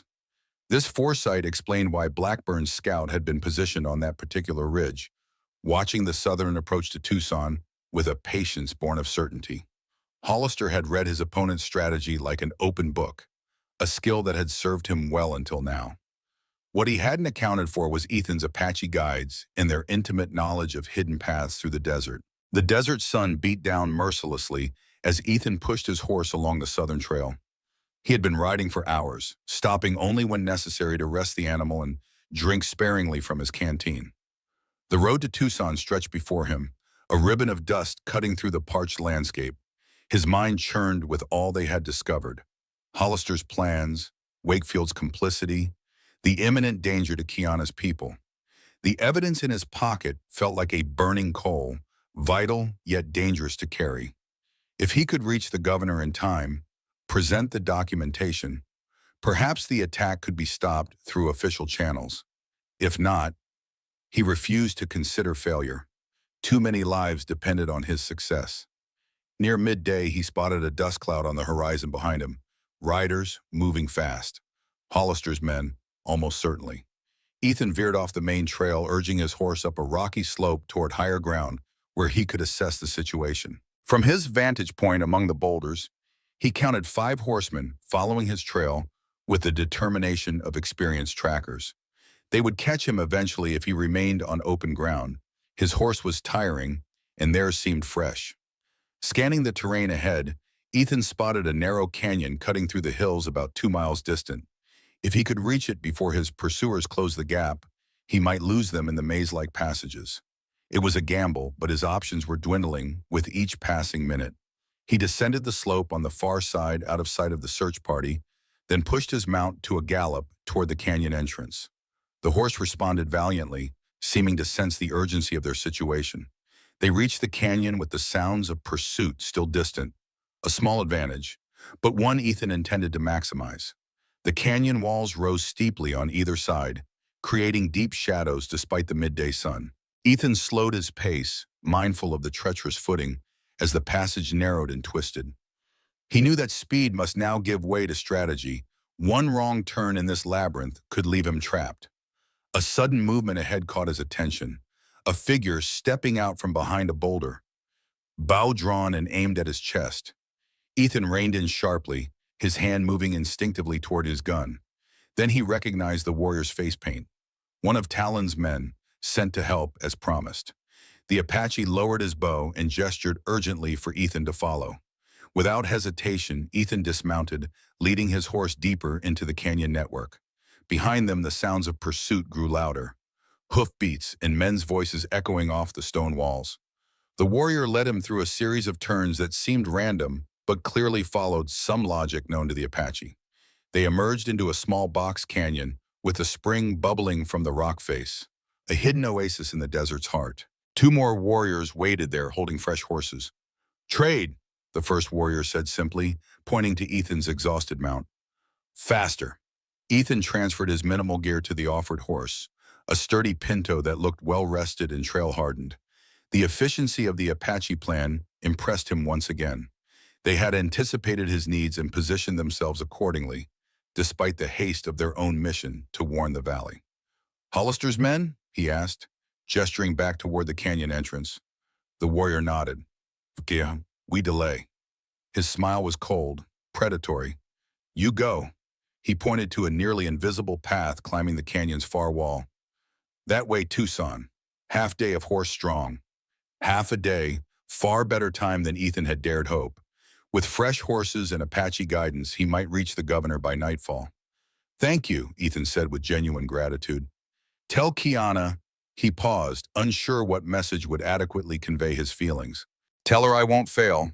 The warrior studied him for a moment, then nodded once. "Go, we make noise here." Ethan mounted the pinto and started up the hidden trail. Behind him, he heard the Apache warriors moving back toward the canyon entrance, deliberately making sounds to draw Hollister's men into a carefully planned ambush. He felt a moment of pity for the pursuers. They had no idea what awaited them. The path wound upward, eventually cresting the canyon wall and emerging onto a high plateau that offered a commanding view of the surrounding territory. Far below, Ethan could see the main trail he had abandoned, now empty of travelers in the afternoon heat. To the south, the distant smudge on the horizon that was Tucson beckoned. He set off at a pace the horse could maintain, grateful for the animal's sure-footed confidence on the rough terrain. The pinto seemed to know the way, following game trails and dry washes that kept them concealed from any observers on the main road below.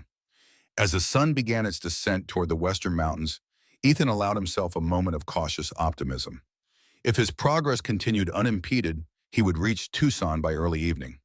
The territorial governor, James Fremont, was known to work late hours. With luck, Ethan could secure an immediate audience and present his evidence. But luck, it seemed, had other plans. The attack came without warning, a shot that kicked up dust inches from the pinto's hooves, causing the horse to rear in alarm. Ethan fought for control, scanning the surroundings for the shooter. A second shot came closer, grazing his sleeve. There, on a ridge to his right, a lone figure with a rifle. Not one of Hollister's regular men, judging by the civilian clothing, but clearly determined to stop Ethan's progress. A bounty hunter, perhaps, or one of Wakefield's zealots sent on a parallel route to intercept him. Ethan had no choice but to abandon the high ground, guiding the pinto down a steep slope toward more covered terrain. The shooter fired again, the bullet whining past Ethan's ear with terrifying precision. Whoever this marksman was, he was no amateur. At the bottom of the slope, Ethan found himself in a dense mesquite thicket that offered concealment but slowed his progress considerably. He dismounted, leading the horse by its reins while drawing his own revolver. If the shooter followed, Ethan would at least have the advantage of the underbrush for cover. For nearly an hour, he moved cautiously through the thicket, listening for any sound of pursuit. The sun was setting now, painting the western sky in shades of crimson and gold. Tucson was close, perhaps 5 miles away, but night was falling and the governor's office would soon close. When Ethan finally emerged from the mesquite onto clearer ground, he allowed himself a moment of relief. The shooter seemed to have given up the chase, at least temporarily. Remounting, he urged the Pinto forward, determined to cover the remaining distance before full darkness descended. The lights of Tucson appeared in the distance, a constellation of yellow pinpoints against the deepening blue of evening. Ethan approached cautiously, aware that word of his fugitive status might have preceded him. The governor's office was in the Territorial Administration Building on the main plaza, a prominent location that would be difficult to approach unobserved. He needed a disguise, or at least a way to blend in until he could reach Fremont. Tucson was larger and more diverse than Cottonwood. A Mexican vaquero would attract little attention in the evening crowds. On the outskirts of town, Ethan spotted what he needed, a small farmhouse with laundry still hanging on a line outside. He approached cautiously, relieved to find no one in the yard. With a silent apology to the unknown owner, he appropriated a broad-brimmed sombrero and a colorful serape from the line, leaving several coins tucked into the clothespin as payment. Draped in the serape with the sombrero pulled low, Ethan rode into Tucson as darkness fell. The town was busy with evening activities. Saloons doing brisk business, families strolling the plaza, merchants closing their shops for the day. He kept his head down, guiding the Pinto through side streets toward the administration building. The territorial offices were still lit, but a guard stood at the main entrance. Ethan circled the building, looking for another way in. A side door stood partially open, light spilling out onto the darkened street. Voices drifted through the opening, a heated discussion in progress. "Cannot act without evidence, Major Hollister." An authoritative voice, presumably Governor Fremont. "With respect, Governor, we have reliable intelligence of an imminent Apache uprising." Hollister's unmistakable tone, smooth and persuasive. "The Nile band has been gathering warriors, stockpiling weapons. We must strike preemptively." Ethan's blood ran cold. Hollister was here, in Tucson, speaking to the very man Ethan needed to convince. And he was laying groundwork for the attack, characterizing it as a defensive action against a threat that didn't exist. "Your last preemptive action resulted in significant civilian casualties, Major," Fremont replied, skepticism evident in his voice. "The Territorial Administration cannot afford another Red River incident." "Red River was an unfortunate necessity," Hollister countered smoothly. "But I assure you this operation will be conducted with the utmost precision. We have exact intelligence on the location of Neol's main camp." "From what source?" "A trader who regularly does business with them. Completely reliable." There was a pause, then Fremont spoke again, his tone reluctant. "I need more than your assurances, Major. Bring me concrete evidence of hostile intent, and I'll consider authorizing military action. Until then, maintain your patrols, but engage only if directly threatened." Ethan could almost picture Hollister's controlled frustration. The major was not accustomed to having his authority questioned. "Very well, Governor. I'll compile the documentation you require." Hollister's voice hardened slightly. "But should an attack occur in the meantime, the responsibility will rest with your office." "I'm prepared to accept that responsibility. Major, good evening." Footsteps approached the door, and Ethan quickly withdrew into the shadows of a nearby alley. Hollister emerged, his face set in lines of controlled anger. As he mounted his horse, another figure emerged from the shadows of the building.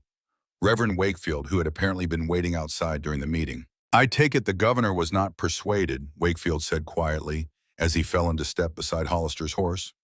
"The fool wants evidence," Hollister spat, "after everything we've invested in this venture." Wakefield's face tightened with frustration. "My congregation has poured their savings into the mining consortium shares.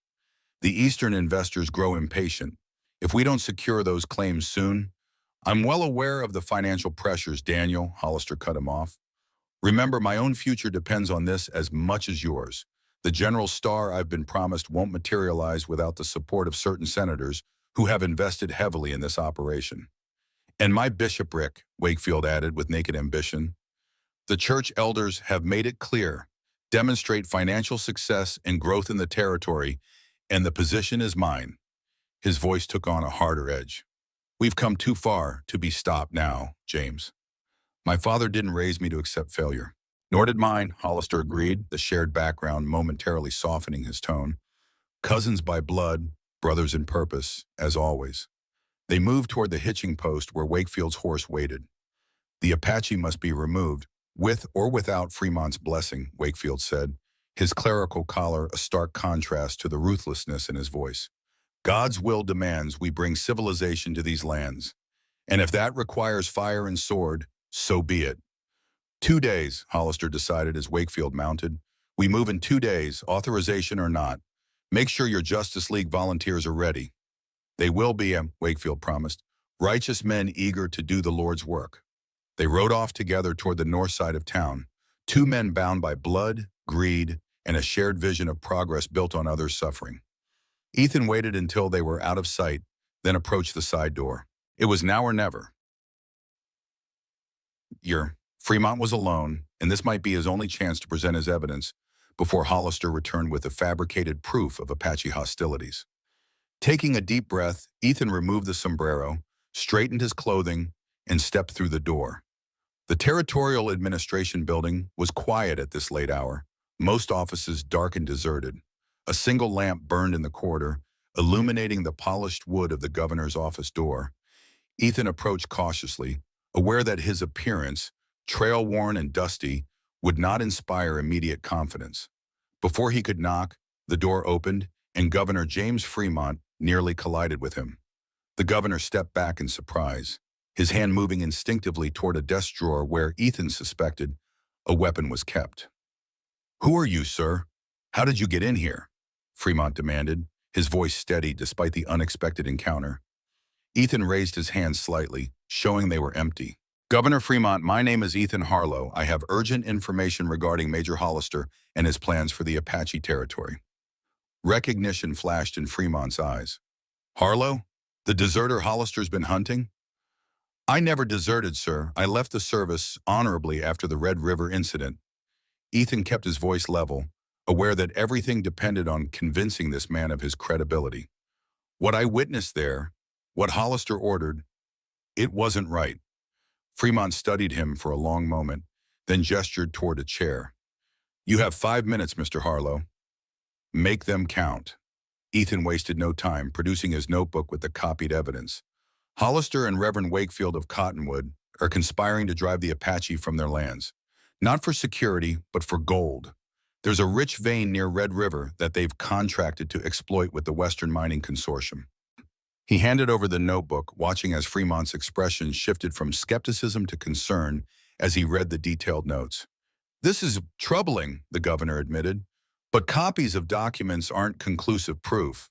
Hollister could claim you fabricated these notes."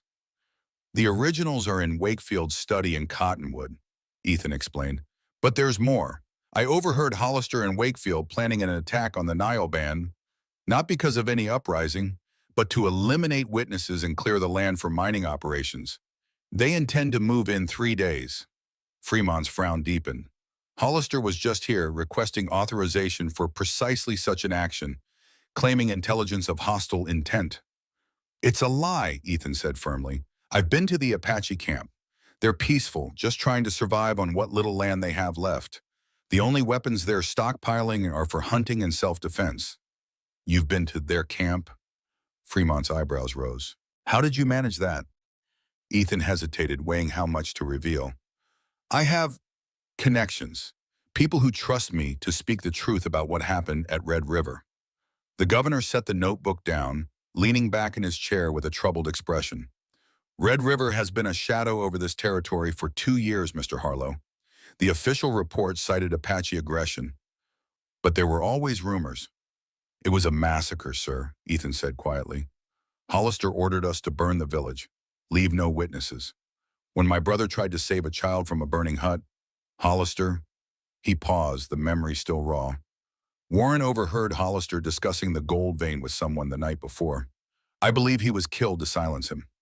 Fremont was silent for a long moment, digesting this information. "These are serious accusations, Mr. Harlow. Without the original documents or corroborating witnesses, it's your word against a decorated officer's." "There is one more piece of evidence," Ethan said, reaching carefully into his jacket. He withdrew a small leather pouch and emptied its contents onto Fremont's desk. Several small nuggets of gold, gleaming in the lamplight. These were found in the stream bed at Red River, exactly where the village stood.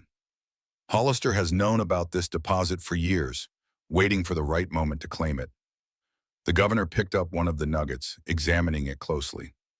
This doesn't prove a conspiracy. No, but it establishes motive, Ethan countered. And if you send men to search Wakefield's study in Cottonwood, you'll find all the proof you need. Fremont set the gold down, his expression troubled but thoughtful. Assuming what you say is true, what would you have me do, Mr. Harlow? I cannot simply order Hollister's arrest on this evidence alone. Send a telegram to Fort Grant, Ethan suggested.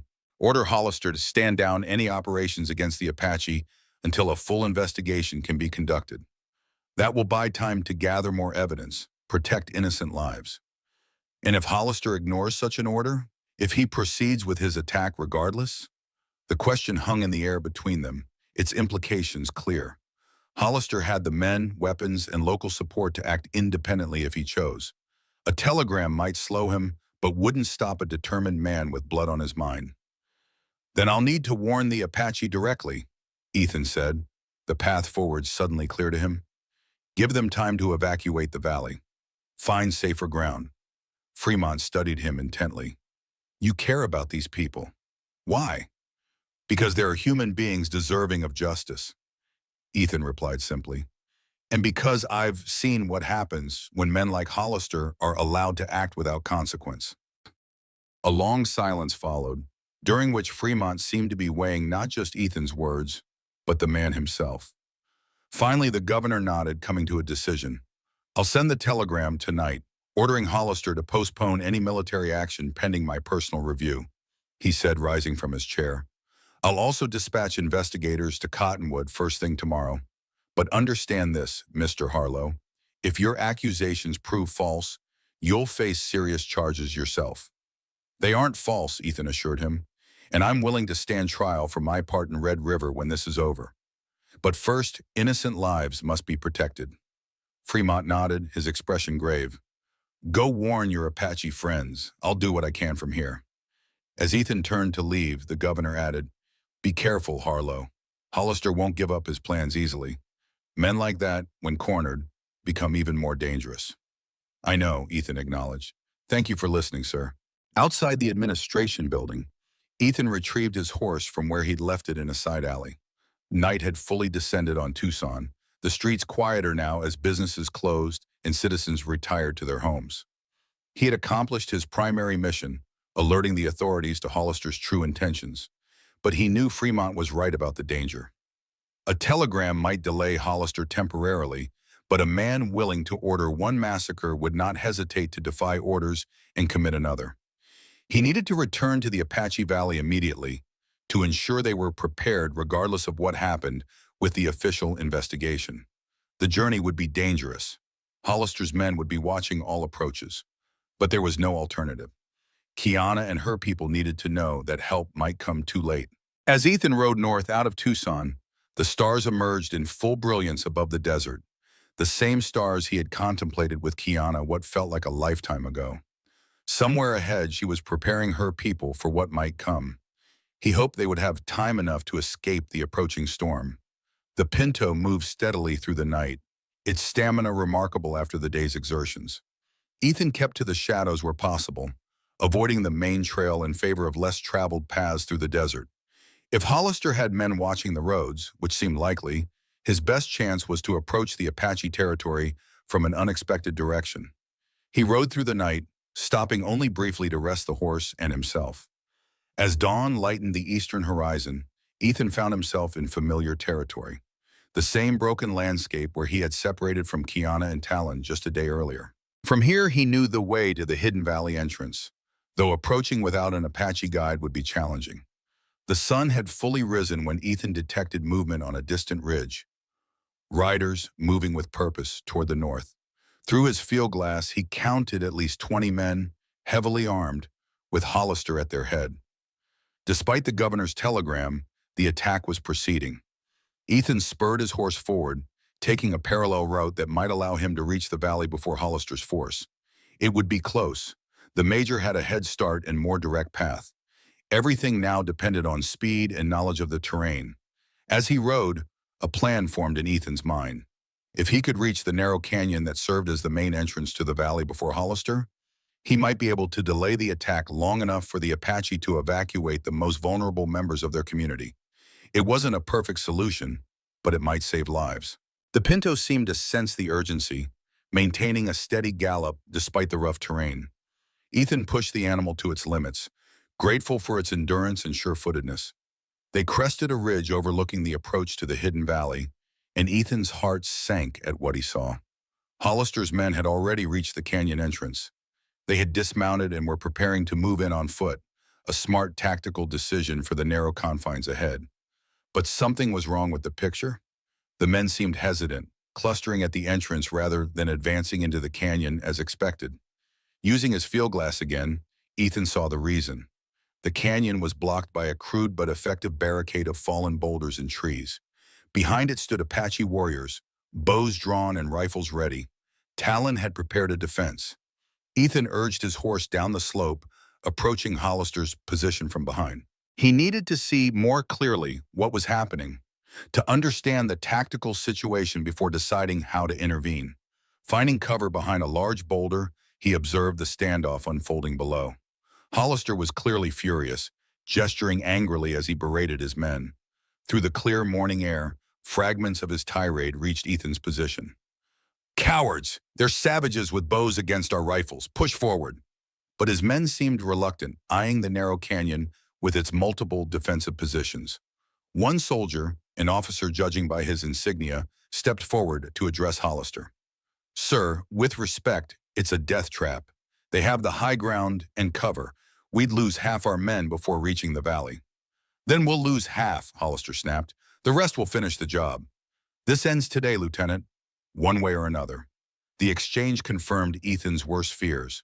Hollister was prepared to sacrifice his own men to achieve his goal. Rational arguments would not sway him, and the telegram from Governor Fremont had clearly been ignored or never received.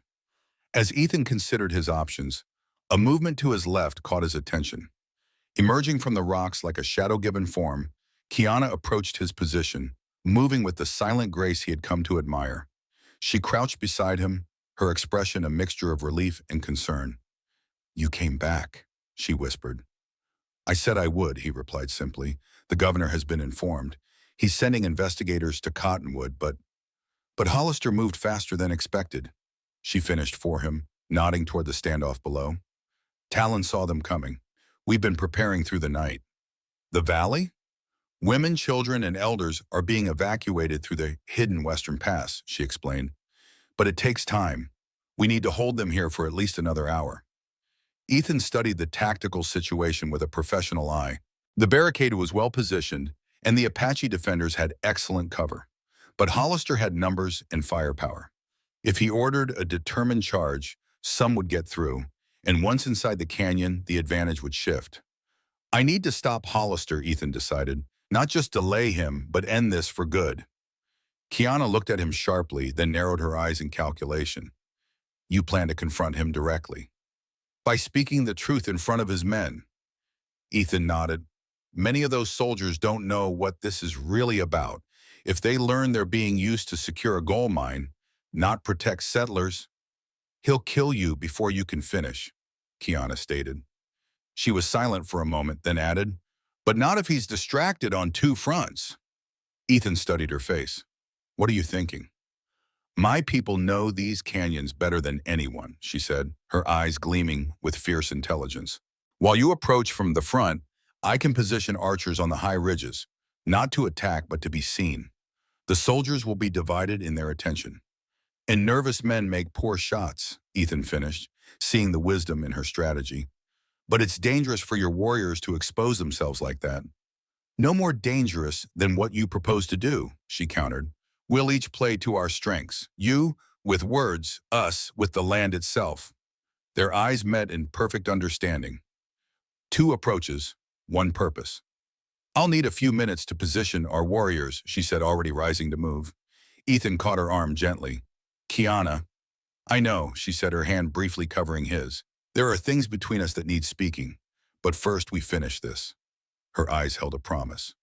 together. She disappeared into the rocks with the silent grace of one born to this landscape.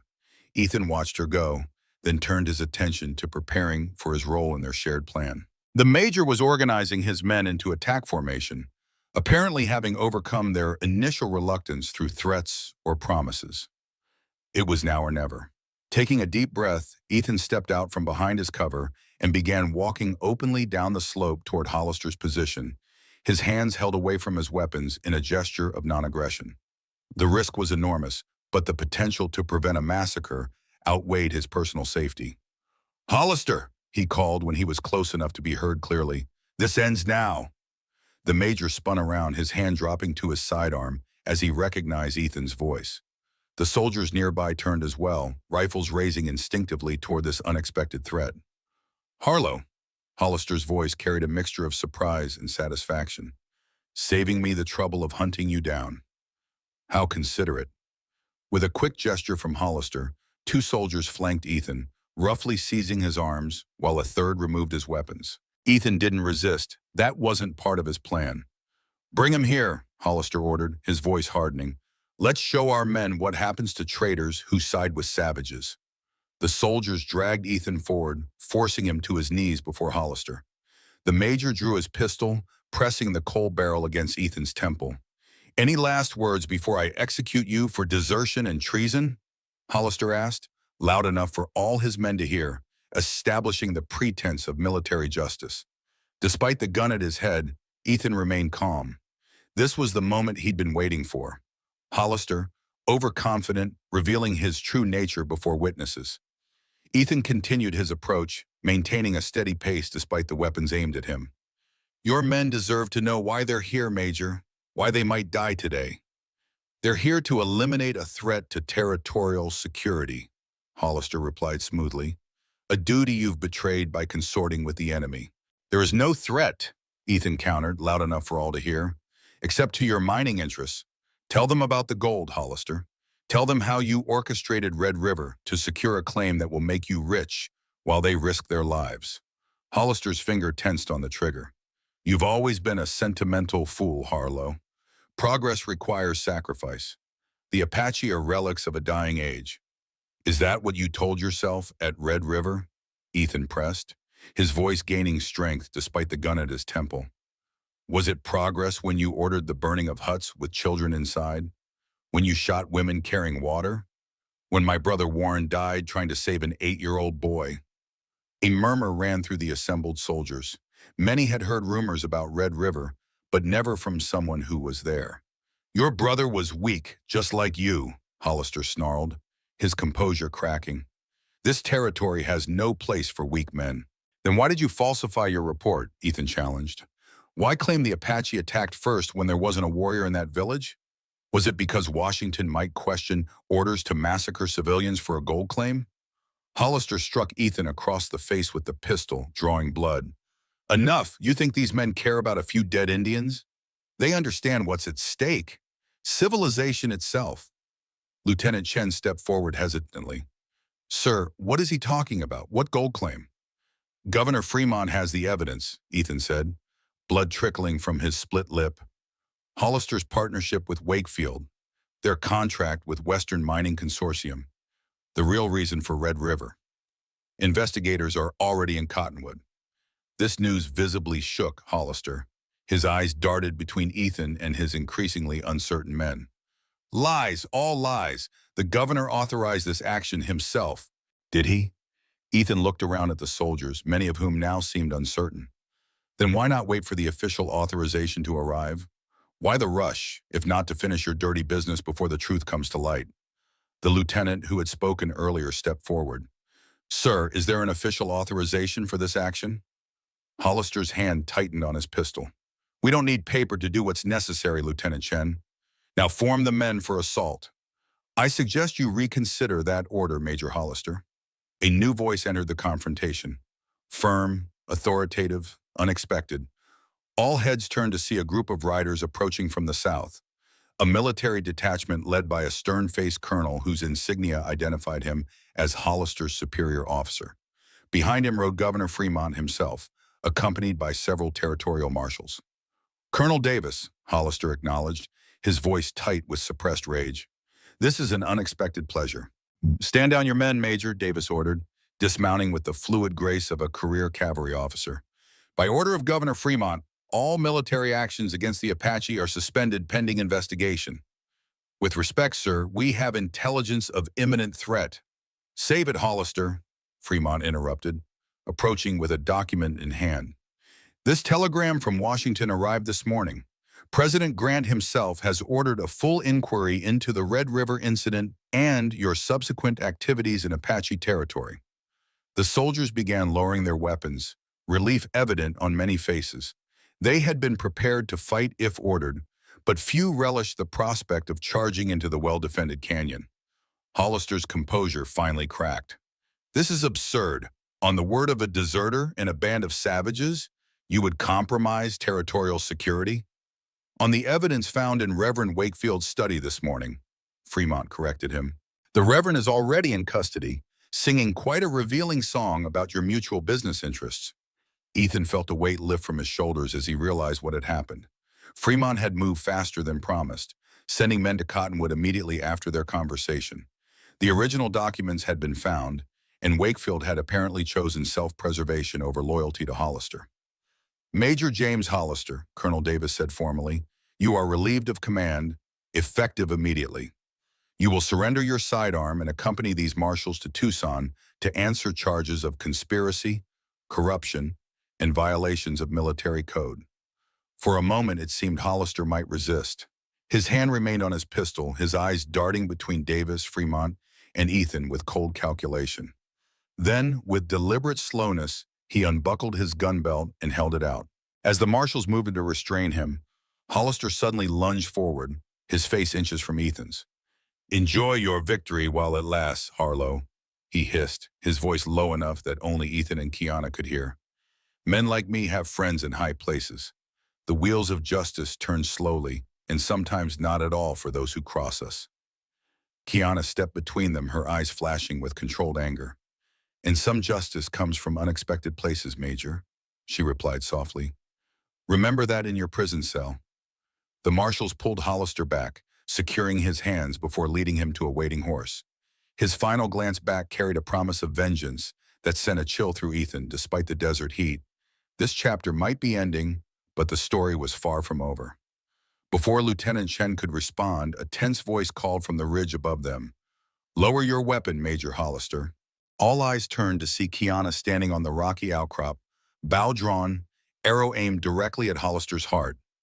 Behind her stood several Apache warriors, similarly armed. They had moved into position silently during the confrontation. One more move against him, she warned, her voice carrying clearly in the morning air, and you die where you stand. Hollister's laugh was bitter. Perfect timing. Here's your Apache threat, Lieutenant. Shall we defend ourselves? But the soldiers hesitated, caught between conflicting loyalties and mounting doubts. Many glanced between Ethan kneeling in the dust and Kiana on the ridge. A white man willing to die for the truth, an Apache woman determined to prevent another massacre. They aren't threatening anyone, Ethan said, meeting Kiana's eyes briefly before turning to the soldiers. They're defending their homes, just as you would. The question is, what are you defending by following Hollister's orders? Justice or a gold mine bought with innocent blood? The standoff stretched taut as a bowstring, the desert silence broken only by the soft whistle of wind through the canyon rocks. Everything hung in perfect, dangerous balance, until the sound of approaching riders drew everyone's attention. A military detachment appeared from the south, led by Colonel Davis with Governor Fremont close behind. This isn't over, he said quietly, his gaze fixed on Ethan.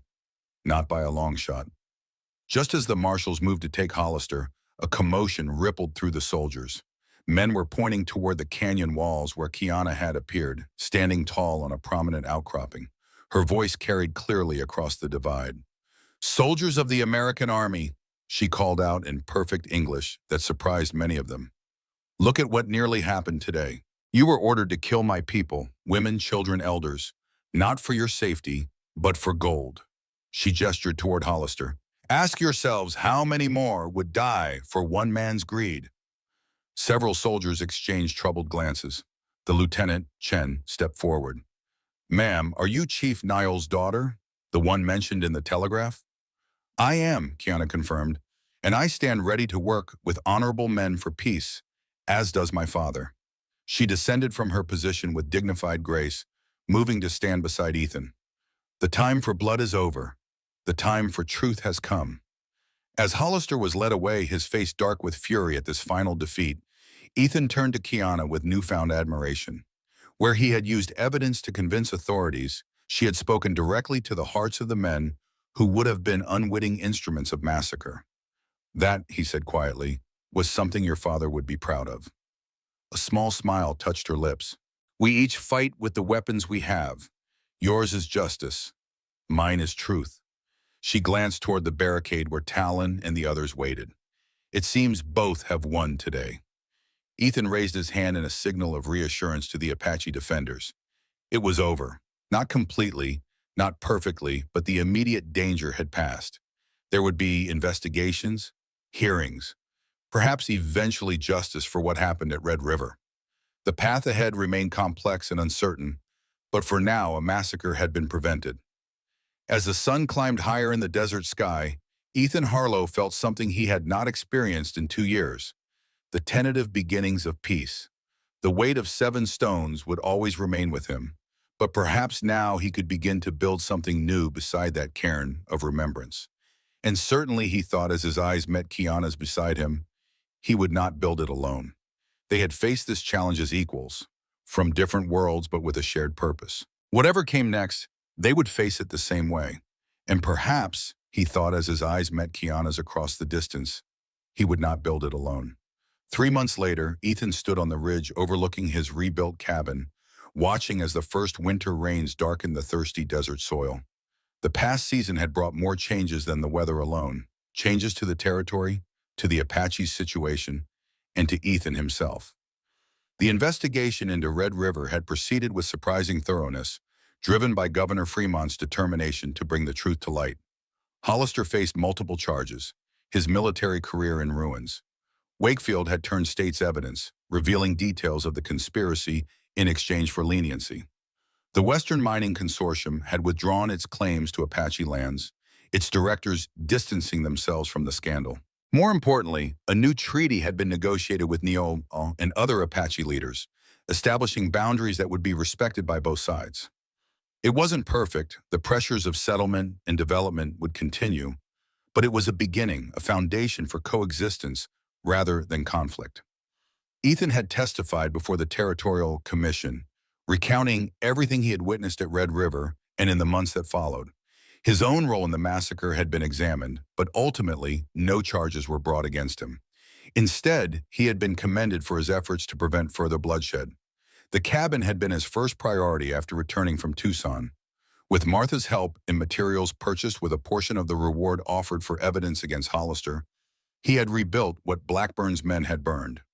The new structure was sturdier than before, with more windows to let in light and a broader porch facing the western sunset. Behind the cabin, this cairn of 7 stones remained, a memorial he would never remove. But beside it now grew a small garden of native plants, seeds provided by Kiana from the hidden valley. Life alongside remembrance, growth from loss. The sound of approaching hoofbeats drew his attention.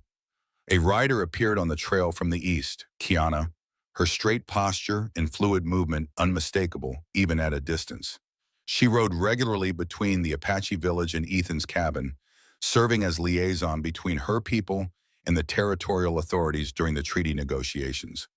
But today's visit was different. The negotiations had concluded yesterday, the treaty signed by all parties. This visit was personal, carrying the weight of decisions postponed during the crisis and its aftermath. Ethan walked down to meet her as she dismounted near the well.